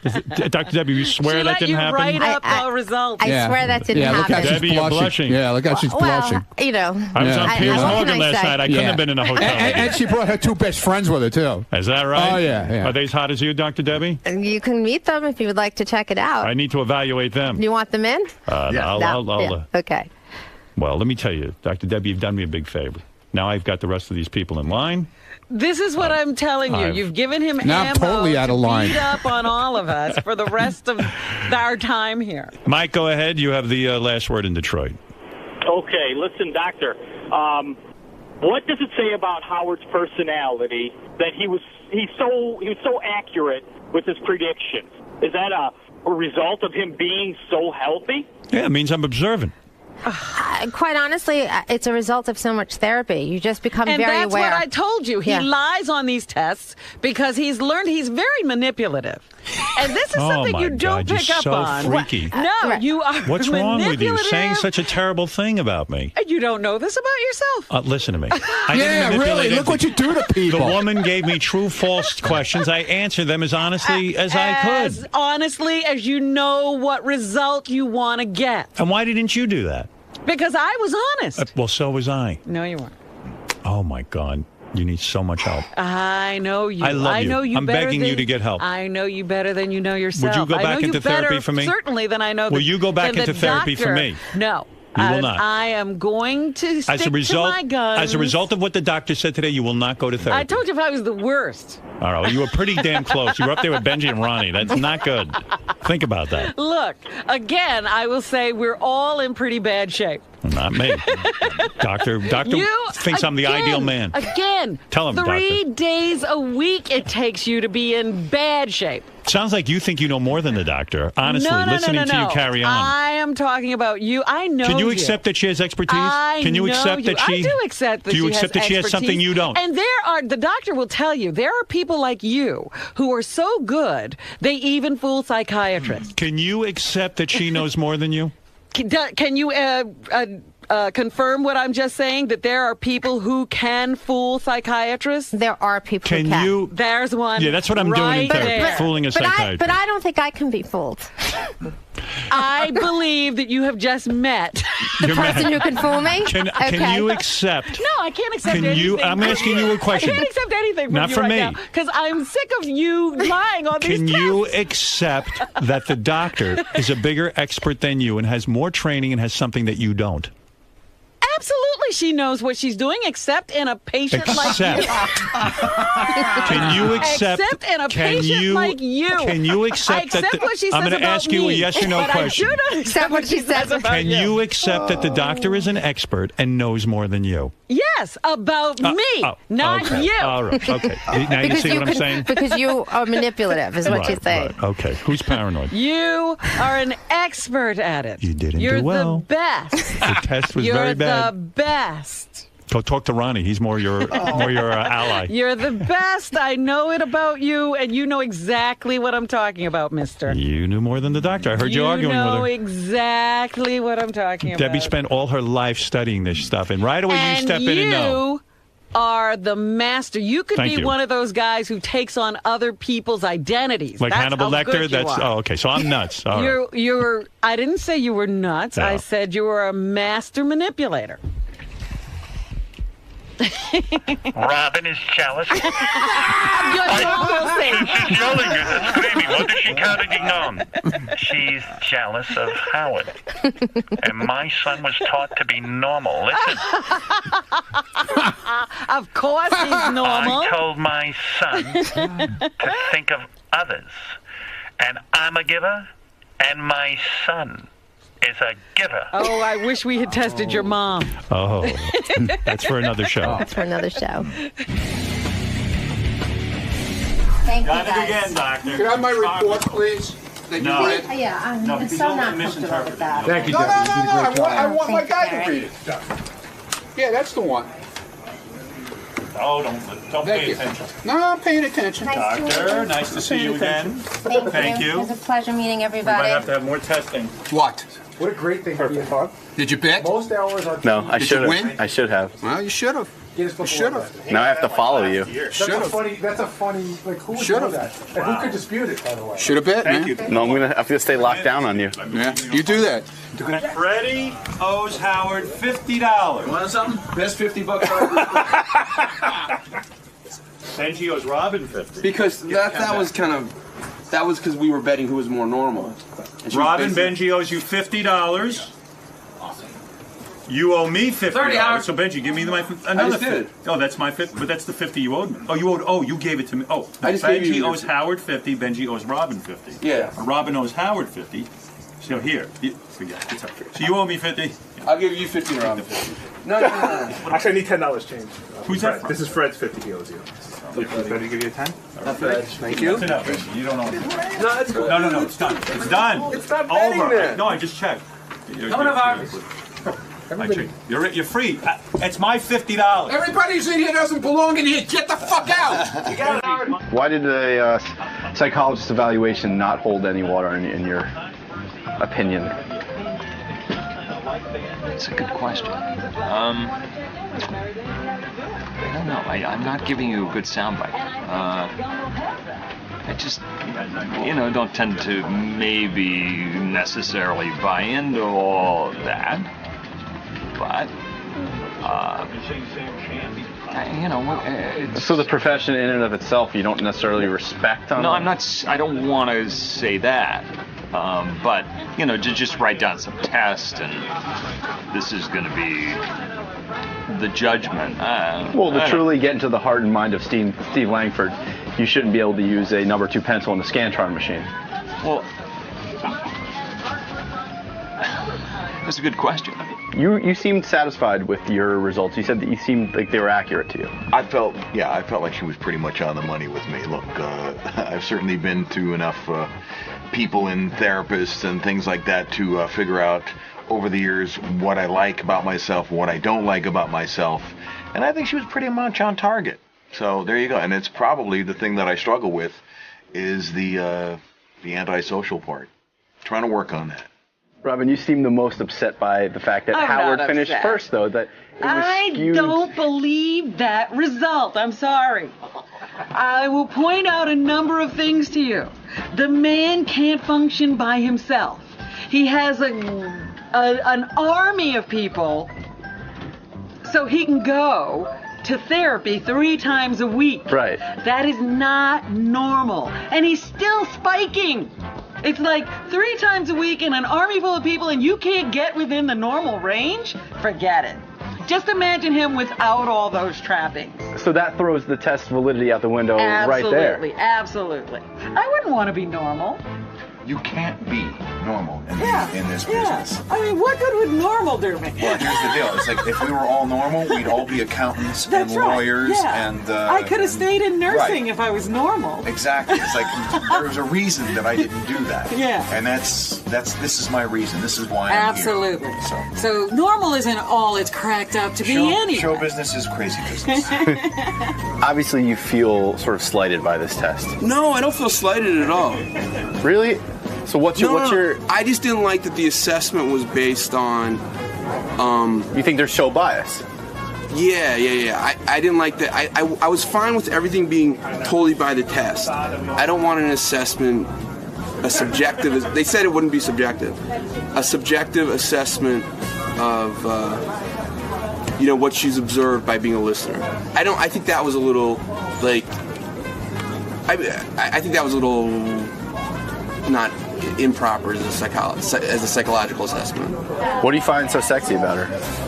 She has a nice. I like someone that's really smart. She has a great body.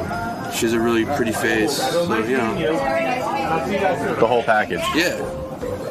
Are you going to try to take this? I know sometimes some people from the show you've dated. Are you going to try to take this up a notch? Yeah, definitely. Yeah. For real? Yeah, and her friends too. Yeah. Why are you so upset about it? You seem to be very upset about it. You seem to be upset. No, I'm not, dude. I'm not either. I don't care. I mean, what's going to happen? Let you do crazy what's the difference? Is it going to change anything? Is it going to change your job? Is it going to change anything in your life? Are you upset? Ronnie, are you going to go home and sit in the corner now and get upset? What's the word? Project? I think you're projecting. You're upset. I'm asking you a question. I'm not upset. Then why you keep dwelling on it? I think it's interesting. But why are you dwelling on my dwelling? Ron, stay the fuck away from me, man. I'll fucking kick you out. Dude, you're like disabled. Yeah, that's it, man. They shut me down. Everything you say to us is a question at this point. Yep. Except for my one job, right? Even that, I don't know if I can respect his opinions anymore. Yeah, well, hey, if he tells me, don't do this, it's like, you're crazy. Because before this test, you were really listening to really listening. Yes, he was. Definitely. Ron, you keep saying that you don't care, that you already knew you were off your rocker. Through. Don't worry about the camera. It's okay. There's nothing going on here, believe me. Oh, there's a lot going on. There's absolutely nothing going on here. That's what you keep saying. You keep maintaining that, that there's this, you're off your rocker, that, Dude, that I'm not off my rocker. But you seem to be deflecting. I'm not deflecting. I told you before I went in there. If they think I'm crazy, that's fine with me. Is it really, though? How could that be fine with you, to be mentally unstable? Dude, I'm not mentally unstable. Okay? You and your stupid questions, you think you're going to get to me with your dumbass questions. You're not. You're not going to get to me. The test indicated that you had a lot of issues. And she's a major fan of the show. And it went down exactly the way he wanted it to go down, okay? See, right here, you're pretty much saying that the test is bullshit. I'm paranoid, exactly. You were Dr. Debbie. Yes. So the results are in. The results are in. And Ronnie's nuts. Ronnie has a lot of things brewing inside of him, according to this test. A lot of the guys, especially the guys who finished, let's say, less normal, Yes. seem to think that there's a bias because you're a fan of the show. And that was brought into the analysis when the scores were close. I can assure you that it isn't a bias, it was actually helpful. Because when you're trying to assess a personality type and you get results of a test, you want to know something about a person. And they want to use that as a defense because they're thinking that this isn't our personalities, this is the show. I've never seen a job where the personalities are more present than this job. And I don't care what job you're in, wherever you go, your personality goes with you. So I stand by that. I really stood as an expert. I tried to, from the information I had, I tried to pull together a profile, right? If I sat with them in a room every week and it was their actual therapist, I may have some different things to say, but I pulled from what I knew. And I don't think it was biased. I think it was helpful. You guys can't give me numbers. I would like to know who you think would be good to go to based on the numbers. He's obviously the most distraught over the results. Yeah. Benji likes you.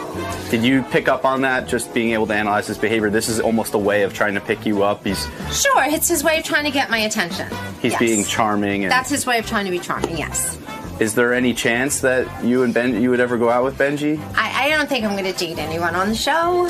Now, just one more person. I want to get back to Ronnie. Okay. He seems to have a very defensive way about him when you tell him that, he scored the highest.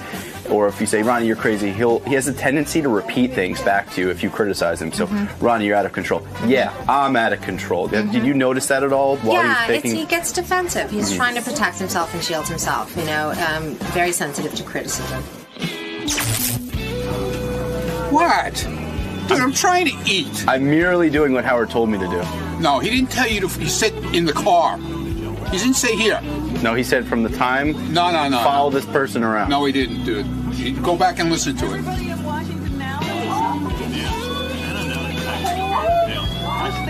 You wonder why fucking people are nuts around here. You get an ass like this. Fuck. What are you talking about? Howard told me to do this. No, he didn't. Yes, he did. She's not here. Okay, she's getting responses here. Yeah. This is so stupid.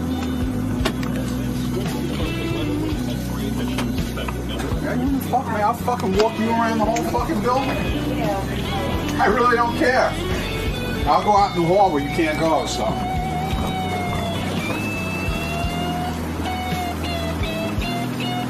Stupidest shit ever. Bye.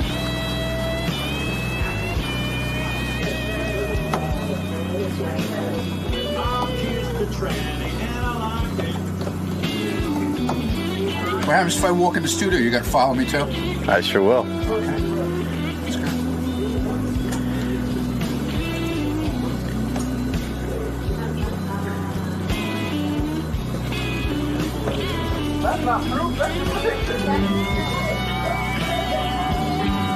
I have to return a phone call now. That I got while I was in there. Is that okay with you? Mm-hmm. You sure? Come on, Matt. Don't worry about this asshole with this camera. This is bullshit. It's no time for name calling there, crazy. Yeah. Nothing I haven't called you before.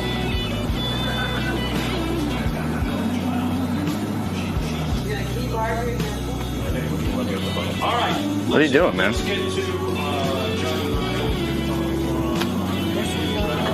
No, just John Hine you called for. No, but I think it's No. You just called for John Hine. You just called for John Hine.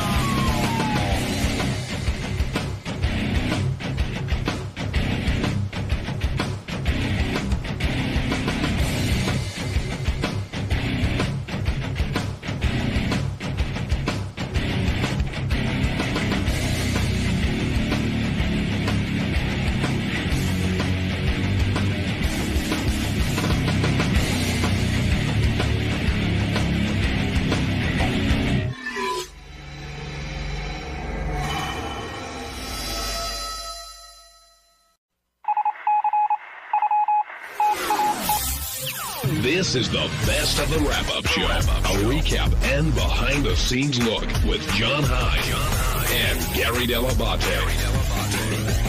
The best of the wrap-up show begins now. Hey, it's Gary Dell'Abate. On Monday's wrap-up show, we talked about a lot of stuff. JD went on vacation, so his mother and his stepfather. That was some funny stuff.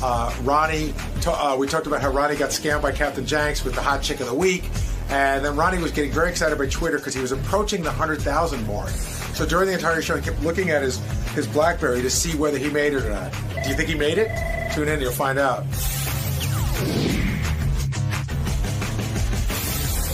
Plenty to discuss, as always, as JD walks into the room. Thank you for coming down, JD. Hello. Everybody have a good break? Yeah. Yes. What'd you do, Gary? Mostly hung around my neighborhood, hung around my house, went to a couple of concerts and barbecues, and then I went off on the book tour. The paperback came out last week, so I did D.C. on Thursday night, Dallas on Friday night, and Chicago on Saturday. How'd it go? Really good. Went really good. And then I'm on Conan this Thursday night. Conan O'Brien, in case you don't know what Conan means. Told my kid, he goes, Conan who?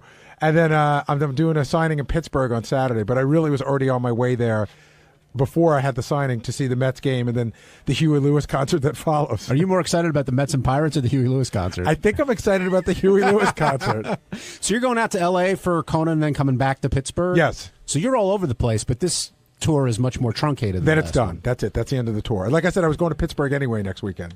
All right. Well, that's cool. How about you? What'd you do? Nothing. We a few of us went to the Met game last week. Oh, yeah, I saw some pictures. Yeah. Your nose is really red, JD. I know. I see it in the mirror. Don't worry. It's going away. Well, we had like sunscreen and hats and Go ahead. Do you burn easy, JD? Are you like one of those guys? I guess I didn't feel it burning. If I would have felt it burning, I would have used something, but, whatever. Who cares? Whatever. What about in Florida? I felt bad for John watching the Pirates blow a huge 7-0 lead. You didn't feel bad at all. Yes, you were all I did. enjoying it as I suffered. Yes, I did. Hey, Justin Turner wasn't doing very well for my fantasy team. Look at us all here bragging about our sub 500 team. Exactly. He's no Neil Walker. But do you, when you're in Florida, do you like put on lotion or anything? Because you do burn easily. I would have if we did something, outdoorsy. Are you one of those guys? Like, I had a friend who used to wear like long shorts and high black socks and a hat. He had to wear like a big like that hat that the Chinese people wear. Like, do you burn really easy? No, I mean, I guess, but no, I'll wear lotion. You know, it's weird. The Chinese people don't even burn easily. Then why do they wear the hat? I don't know. Maybe That's maybe why. Maybe that protected them all these years. Was it your idea to have the alligator tail? Everybody was really surprised by that. Yes, it was in the appetizer section, and we were at a place called Gators or something. And I was like, yeah, we'll try the gator tail. I had those in New Orleans. They deep fry that shit. You don't even know what's in it. It may not even be alligator. It was very tough. Very tough. New Orleans, tails are tough. they do rattlesnake also. Did you ever have that? No, I haven't gone that crazy. I had the turtle soup. That's it. So it's fried anything, basically? Because it was fried, you were willing to eat it? No, it was I was just trying alligator tail. What the hell? I think I know what John's getting at. It doesn't sound like you to be so ambitious or curious about stuff. Well, sometimes I am. I was feeling, sometimes I feel froggy, Well, what else did you eat down there? Well, I ate regular food, What? Went to Sonny's, baby back ribs, and pulled pork, and, Did you have a good time seeing your mom? Yes, of course. And it was Lisa also said that you reached the 100,000 follower mark on Twitter. Yes. Congratulations. Thank you. How meaningful was that to you? And don't lie. Don't lie. Yes. How meaningful was it for you to reach 100,000 followers on Twitter? Well, as in all things, I like to, be, I guess, successful or, just be good at something. And, knowing that 100,000 people are still somewhat interested in, what I have to say and whatnot, it's cool in a way. What other milestones do you think he's got right now going for him? That's a big milestone for him. It's that, and I'm waiting to turn 40. You know what I mean? Well, I know what this means to JD. I think as important as he just tried to say it was, it's really important. Well, who has more followers, you or Ronnie? Me. He does. Oh, okay. He passed you then. Well, no, you didn't. That's right. You started after him. Yeah, I started in How many do you have? 99,850. Oh, so I see. I'm closing in. He's closing in. Is that going to be a bummer if he passes you? No, it's not. It's not necessarily a bummer in that sense. I'm a little jealous of how popular he is, in such a fast amount of time. Well, at least on there. How long have you been on Twitter? I've been on a year almost. Oh, okay. And I just got the 100,000. He's been on, February 11th. Yeah, February. And, he's not only is he verified, he's almost up to 100,000. Did you ever figure that Twitter was going to take such an important become such an important part of your life? No. Absolutely. Do you know that Ronnie didn't have an email address till recently? Yeah. I'm serious. I said to him, Ronnie, I tried to email you. I don't have your address. He goes, I don't have one of those fucking things. Maybe 8 months ago? I had one and then I didn't have one. Right. But I mean, I think at Christmas I tried to send Ronnie an email. Well, I got it right after Christmas. I got the new one. So a guy without an email now has an email address and now is a superstar on Twitter. Yeah. What kind of difference has Twitter made in your life?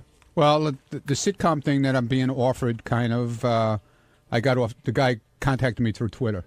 So that's worth it in itself right there. Mm-hmm. And, Hot Chick of the Week is fun until I get scammed, Are you upset about the scamming? I was a little upset at first because, you know what? Because, I'm just trying to, have fun with it. And then always got an idiot that has to try and screw with you. Are we going to run into any wiener-like scandals with you? No. See, that was another thing, because he put up all these things that I tweeted to this girl, supposedly, who was him. But he was trying to make it like I was doing something inappropriate, and it wasn't. I was just asking questions, if the girl was willing to do it, whether she's willing to put up cool pictures, and that was it. But he was trying to sound like I was doing something like he was doing. Has a girl ever answered questions and you said, you know what? I don't like the way she's answering these. She's not going to be a hot girl of the week. Not really, because pretty much every girl I've put up has been really good. They've been really cool. Well, you say except for Captain Jenks. Well, you say you're posting cool pictures. What exactly makes a cool picture so girls can know what to send? Here's the deal: what the fans, the followers, whatever, the haters, the assholes, whatever you want to call them, they're always looking for naked. They're looking for some kind of nudity. They're looking for topless. They're always like a girl like the girl who's up now, Christy. She puts up a lot of pictures that she's not nude, but they're very sexy pictures. and like they'll go, oh, she's a bore, she's a bummer, she's this, she's that, because she's not putting up, tell her to put up topless, and they spell it out in capital letters, So, Would you say the pictures that Howard tweets of Beth qualify as cool pictures? Like, could she be hot chick of the week? She could be hot chick of the week, but she's not putting nudes up. She's putting cool pictures up. Well, actually, Howard's putting them up, like the picture of the belly button thing. I thought that was really cool because when I first looked at it, I go, whoa, that's almost like an artsy type thing, And so this, do you expect to get more submissions now for Hot Chick of the Week? Is it going to become? I don't believe anybody now. That's the whole problem. Well, guys have been sending me stuff now right after Jenks, and they're going, oh, you got to check this girl out, you got to check that girl out, and now I don't know who's real and who's not real. Well, how do you check them out now? Fuck. Well, basically, no. Benji, I don't have to fuck him. Stop this. Don't make up shit, okay? I was just making it up. Ronnie's Tell me he's got AIDS. Yeah. Herpes. I would scan through a lot of the girls that were on Twitter, and I would see, like I said on the air before, was like I look for girls with the least amount of followers that are good looking. So you're looking for regular girls. You're not looking for girls who are already sort of established. Well, I'm not looking for, like the porn, like all the porn chicks mostly. They all have a lot of followers because a lot of guys know who they are from their movies, stuff like that. A lot of the girls that I put up, like what's the first one, Vixen, sexy Vixen, okay, who is now XX Brittany. Vixen Brittany. Well, she changed her name? Yeah, she had to because they shut her account down. Why? I don't know. Somebody was screwing with it, and she had to shut it down. She lost a lot of her followers. She had like over 10,000. And that was another one because when I found her on there, she had like 206 or 300 followers. By the time I was done with her, she had over 10,000. And she put up a lot of nude pictures, lots. But she's a stripper, and she says she's a stripper. So I heard like one of your hot girls of the week is like a former Maxim hometown hottie. Is that Valley Girl? I don't know. Valley Girl is from New Hampshire, I think, and she's smoking hot, really smoking hot. But she was sort of established before. Are you looking for girls? No, she wasn't really. No, she did. Well, she was a Maxim hometown hottie, yeah, but right? she didn't have a lot of followers on Twitter. See, that's what I'm looking for. Is that how you're nobody without Twitter followers? Well, according to them, because a lot of them send me like I want to be because they want followers. Because they can promote their websites and all this other stuff. So. What number is like? That's a lot of followers for like a girl. For a regular girl. Usually, if it's over 1,500, I won't even bother. So this seems like, Ronnie, it's an America's Got Talent kind of thing. Like you're not looking for anybody who's established or out there. You're trying to find that diamond in the rough and then bring them out to everybody who follows you on Twitter. Yeah, kind of.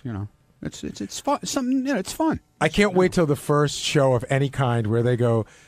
And here she is. She's one of Ronnie Munn's Girls of the Week. Let's hear it for Brittany. Could happen. Well, there's this one. Which one was it? Let's see. Real smoking hot girl.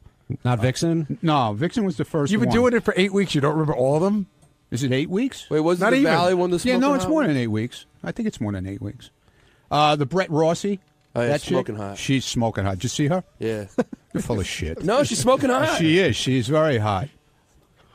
Very hot. Okay. And Chris, the one that's up now is hot, but I think she has for reasons that I know why, she has a hard time putting up, topless and shit. If she put up the topless, no, because of what she does for a living. Was she gonna do it between classes? No. If she put up the topless picture, would that make her smoking hot like the others, or is that what? Well, I think she's smoking hot anyway. Okay. I mean, the pictures she puts up are real sexy and they're hot. But people get upset. JD will tell you if they don't put up nudes, they get all bent. They want to see more. Now, Ronnie, what were you telling me during the break? I wanted to get back to it about your followers. Oh, it jumped about 50 since we've been talking about it. So what? So I got 103 to go to 100,000. And are you going to do anything special if you hit the 100,000? When you hit the 100,000, I should say. No, not really. Just another day. Another day in the office. Are you surprised, Gary, at how much this means to Ronnie? I mean, we've talked about it to death with JD, but Ronnie, I would say it almost means more to Ronnie than it does to JD. I'm surprised how much it means to him because it meant nothing to him not that long ago. Like probably 8 months ago, he would have gone, Twitter, that's for fucking losers. And now he's like killing on it. And so, yeah, it means a lot to him. I am surprised a little bit. What you'll see on Howard TV that you can't see here now, obviously, is that Ronnie's got his phone in his hand, and as we're having this conversation, he's looking down at the phone. Twitter, that's all. You know, the glare, the screen. Yeah, Picture had a big limo wreck today. 43, Gary, because mine says 103. No, I got to tell you, I don't know. I think I'm at like 143,000. Should I be worried? Is Ronnie breathing down my neck? No, but JD is. Well, no, you'll pass me very soon. Ronnie, hold on. Ronnie Munt has 100,090 followers. Yeah, Benji Bronk. Hey, isn't it time we finally tell Ryan that we created Twitter?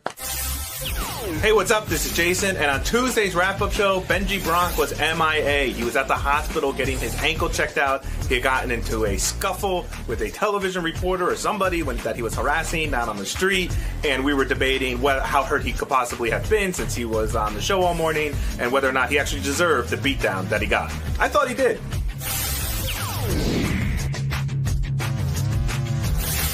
Good morning, everybody. Welcome to the wrap-up show. I'm John Hine, joined as always by Gary Delabate. Hello, hello. And I don't see Benji Bronk to your right, Gary. Well, we usually don't when the show starts. Sometimes he moseys on down. But, yeah, he's not in that much pain. I was talking to him a lot about what happened during breaks. And he's not only physically hurting, but he's mentally upset that somebody would do that to him on purpose. Mm-hmm. And his feeling is, I was being a dick, but I don't deserve to have this happen to me. Do you agree with that? I sort of do. Standing in front, I don't think that because a guy jumps in front of a camera, it's not like he broke the law. Well, let me put you in the producer. You're producing that. Oh, I'd be pissed as shit. Segment. And this guy who you don't know from Adam jumps in front, to mess around. Your instinct isn't going to get him out of the way? I'd be pissed as shit, but I wouldn't. I might even try to push him out of the way, like say, hey, come with me or something like that. But I don't think I'd whip a chain at his ankles. Well, do we know that that's what happened? I don't know what happened. Do you think that someone whipped a bike chain at Benji's ankles? That's what he's telling me. That's not what I asked you. Do you think that's the case? Well, then how did his ankle get that way? Well, I heard, and Jason, maybe you want to explain this. I heard a theory that he fell down and maybe got pushed towards that, and a piece of metal hit your ankle and it would bruise that way. I'm laughing at we knew someone a long time ago who used to sneak into concerts pretending to be handicapped, and in a wheelchair because he used to record the concerts, and then he got in a car accident. He was really handicapped. I'm thinking of all the times Benji's thrown himself on the ground pretending to get hurt, like when he did it with Soupy Sales. And then he got thrown on the ground and I was really hurt. Well, I think Benji is also upset at the fact that Robin is very skeptical and thinks he's milking this injury. Yeah, he said Robin thinks I'm faking it. And I said, she didn't say you're faking it. She said you're milking it, meaning she could see it's bad. Again, first of all, so it's the morning starts. I'm explaining to Howard that I get a call from Benji at 9 o'clock last night, right? So it's me, John Hine, and JD, and we're talking to Howard. The door flies open, and Benji's on this really old school crutches, wooden crutches. Yes. Usually they're metal now and everything like that. And I've talked on the air before. We have what's called the floating floor. So Benji's clumping around, and you could feel the whole floor vibrate. It was reverberating. Then JD writes me a note, and as he's writing it, I said, I know what you're writing, because Benji is panting and sweating profusely. Sweating to death. And we sort of knew what happened, but we didn't know what happened. But if you didn't know anything, you'd be like, but this is what Benji does to himself, and I feel bad for him. If I didn't tell that story, because Benji called me the night before, the doors would fly open, you go, what the fuck is Benji up to today? Right. It's a bit. And you know what? That's where Benji sort of cries wolf. He can't complain if someone thinks that that's not the case, because he has done that before. He's made his bed in that situation. He called me last night. He was very serious. He's like, listen, I think I'm going to go to the hospital. And when he said he didn't go to the hospital, I was disappointed in him. He's like, I don't want to spend 5 hours sitting around in the hospital. I was like, well, then you can't complain about the pain. What did you want to say, JD? I felt so bad, laughing at him this morning, but Ronnie opened up the door and Benji was clumping in just slowly, like he could barely move, and it was just so funny. And you know what?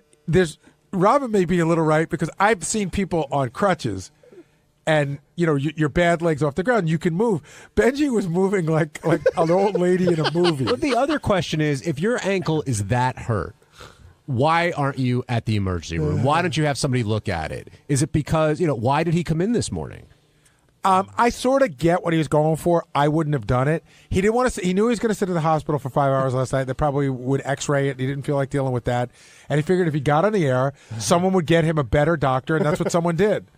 Well, that might be true, but I mean, there was no way Benji was going to miss his moment in the sun today. Yes. Oh, is that there was just no way that was going to happen. I think he could be in a wheelchair today and an eyeball falling out, and there was no way he was going to miss this. Not in a million years. And he got a good doctor out of it. Yeah, after you saw he got that cable network, he got big coverage on this thing. Yeah. He had to show up. He had to. Right. But in spite of his health, I mean, who knows what's wrong with that ankle now? But, listen, because I think, I'm fat, I'm out of shape, so I'm going to put myself on the same level as Benji. I was on crutches a few years ago, and they're not that big. I couldn't put my foot on the ground. Like, Benji seems to not want to put his foot on the ground. And it's not pleasurable. It's not fun, but it wasn't like the hard work. Like, Benji, you thought he came out of the war this morning. It was ridiculous. He hurt his ankle, and it somehow affected his entire body. Benji was acting like he was on the kind of. You ever see in movies when like POWs get out and they make their own crutches?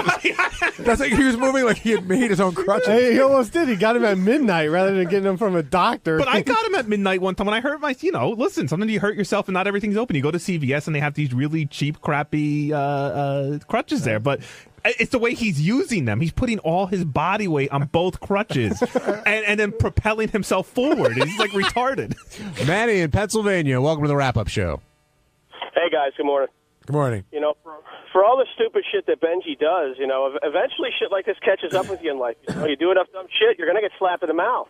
I agree. I guess, but, do you think that, like Stuttering John, we used to send him out all the time to ask dumb questions. Do you think he deserves to be hit for that? No, I don't think anybody deserves to have their person physically harmed in any way, but, people get annoyed when it comes to, things of this nature a lot of times. I have a comment about this because I don't know how physical it got. I mean, I know what the end result of Benji is, but I don't know what the actual... John's saying we don't even know that. Right. I don't know what the actual fight was, but this didn't happen at the press conference. This happened when a woman was doing a stand-up report on the street. Now, I'm just going to put myself in the position of her producer. Now, if you watch the tape, Benji gets in her space. I mean, he steps right in front of her and gets in front of the camera. If I'm her producer, I'm freaking the fuck out that there's a maniac on the street in New York is walking up to my reporter and I'm pushing him out of the way. Hands down. I think there's a difference between John standing up at the press conference and asking his questions versus what Jason's talking about. But I guess in my mind, I'm saying I would push a guy out of the way too. I would move him out of the way. Physically move him out of the way. The way I'm hearing it is a guy came and whipped a bike chain around his ankles. Well, and then so I was in the hall when Robin was looking at his ankle, and she's like, "Oh, Kerry's story makes so much more sense now." Kerry called in earlier and said the guy didn't hold Benji down and like whip him with the chain that he had a chain on, and then they were tussling, and the chain was just getting whipped around on its own. And yeah, because his ankle looks like something definitely hit up it and bruised it, but it doesn't look like someone held him down and beat him he was making it sound like somebody whipped a chain at him. I got it. Well, that's what he said. I don't know who has the real story. All I'm saying is, the guy on the phone is right. You walk up to a girl doing her job on the street. And which I think is hilarious, by the way. I'm not telling them to not do that. Do you want him to stop? No, not at all. But listen, if I was on the other side of that and someone got too close to my reporter, I'd protect her. My phone started blowing up yesterday. JD called me first, and Ross called me, and everyone's like, "Did you see Benji? Did you see Benji?" So I happened to go upstairs, and I turned on my TV, and it just happened to be on Fox, and it was TiVo. It was doing it. So I saw Benji walk in front of the camera. So I hit the record button. My family, we watched it like 5 times last night. It's the funniest fucking it's hilarious. thing. Now, see, I don't like a few years ago, Sal and Richard stood like 10 feet behind a reporter and started to pretend to make out or really made out on camera, and they got physical with them. And I thought that was bullshit because they weren't anywhere close to this woman or man or whoever. But he was standing right next to her. I don't know. So if Sal and Rich were making out in front of the reporter, then that would make it okay to I think as soon as up? you invade someone's space where somebody could freak out that we don't know who you are and you could be hurting one of our employees, then I think you have to expect to get physical. Let's talk legally. Say a guy came out and he tackled Benji. If it ever went, and in other words, what is Benji's transgression? What did he do? You say he stood in front of a camera, he looked menacing? What would you say? I have no idea what the law is. I just think that if Benji's going to get in someone's physical space like that, he has to expect confrontations like that. You're saying expect it, but do you think legally? I don't know. I don't honestly. Defense lawyers with all their bullshit. I don't know how those cops got up for rape. I don't know anything about. Because they didn't rape. Yeah. Okay. Well, they were acquitted. They were acquitted. That is true. They were acquitted, even though the jury said it made them sick to acquit them. I mean, I guess he's approaching in a non-threatening manner. You know, you could go down that road, but what is there a law against that? I don't know what the law is, but because if there is, I've been threatened in a I've been a person in a non-threatening manner every day I lived in Manhattan. Yeah. If Howard was doing something on the street and a complete stranger got close to him, like to the point where you wanted to, I have done it. Right? Okay. Now I don't know what your legal rights are to do that, but you do it because you're protecting your boss. Forget someone who looks like Benji starts walking over. And what you do don't you know. do? I get in between them. Yeah. So listen. I don't know what happened. I don't know if the guy carried it on too long or if Benji fought back. But the initial contact, whatever it is, I understand it. Alex in Portland, you're on the wrap-up show. Hey guys, I just wanted to say that Benji's antics at the Wiener press conference were hilarious. Just wanted to give my opinion because that guy called in earlier and said he didn't like Benji, and I think Benji's funny. Well, I think that caller wasn't going to like Benji no matter what he did earlier in the show, but I don't think any of us are questioning how funny Benji was. Hilarious. And Benji, like a lot of times, it's just like, oh, Benji, what are you doing? But Benji, probably of anybody on this show except for Howard, makes me laugh harder when he hits it out of the park. He always makes me laugh. Did you think that he, when he was explaining what happened today, regretted doing what he did? Like often he'll say, I know it was uncomfortable. I felt kind of weird doing it, but he feels almost compelled to do it anyway. Did you notice that, like, sort of a contradiction in Well, which part? The Wiener part or getting in front of the camera one part? Both, actually. Like, even standing up at the press conference, like, he sounds like, you know, something inside him says, I really shouldn't be asking these questions, but he can't help himself almost. I think that's what he was saying. I mean, you've been in that situation before, Gary, earlier in your days in the show where you had asked those questions, and were you conflicted at all, or was it easy for you to do? Totally conflicted. I hated it. I hated it. I got a knot in my stomach, and they were so uncomfortable, and I just didn't like doing it. And luckily, Howard took me off that pretty quickly because he realized I can't be fucking with guests and then trying to book the same guests. Now, was Benji distracting at all during the show today in the studio? No more than usual. I mean, no, he always sweats in the studio. Right. Well, there's sweating, and then there's, you know, when he got up to go to the bathroom that one time, I mean. There was one time, I wasn't in the studio when he walked in first thing, so I didn't feel it. So Guy, I guess, was used to it by the 9 o'clock hour. But during that break, Benji started to go to the bathroom, and I couldn't believe how much the floor was shaking. It was ridiculous. I'm like, are you hearing this? I thought somebody turned on the Sybian at full tilt. Boom. Boom. Now, Benji got the big laughs at the press conference. He did a great job. But later in the show, and I'm sure he's upset he's not here because we're talking about him so much, but later in the show, it came up how his ex-girlfriend came over to help sort of nurse him and take care of him. And Howard went on about a 10-minute rant about how non-threatening and why would anyone do that. And, you know, he made the joke that he made it again, and then it just kept going. And Benji took it well, but I know he had to be seething inside. Well, here's the thing that makes it, I feel a little sad about Benji. Like, she's in another relationship and everything. If she didn't come over, who would have? I'm sure. Well, he said Marianne was on her way over. He could always call Ivy Supersonic, did with that girl he was dating a few months ago, the psychologist. No, I'm not going to feel bad for Benji being lonely, but I will say that I think Howard's right. I mean, my wife, let's put it this way. My wife has a male friend who, you know, I don't know if he's gay or straight or not, but I have no problem leaving her alone with him. Now, I mean, I just don't. I just look at this guy and go, listen, if something's going to happen with you two, then I guess, you know, what am I going to do about it? So I know exactly what Howard's talking about. When you see a guy as a non-threat, it's cool when you're the guy looking that way. And then when you're the non-threat, you're like, fuck you. So you think Benji was insulted by that? No, I would think her... yeah. I mean, if I was Benji, I'd be insulted. Do you think the handful of times that the boyfriend met Benji, he was sweating profusely? And that's what makes him seem that's what I said to the news. Like, you know, she dated Benji, so who knows what this guy's deal is? You know what I mean? Like, her track record is, I date crazy. I don't know what her track record is. Her track record that we know. But I know person. I always used to say that Benji's ex-girlfriend I loved, super smart, really pretty. And like I used to say this about John, the only odd thing about it was she was with Benji. On Wednesday's wrap-up show, Scott DePace came by to talk about Howard's feelings about Anthony Weiner and how he thinks Weiner could recover from this. Well, Scott thinks it's a matter of Weiner being a Democrat and not a Republican, that there's a double standard, which of course infuriated Gary and everybody else in the room. And whenever DePace comes on, you know there's going to be an argument, which is great. Here we go.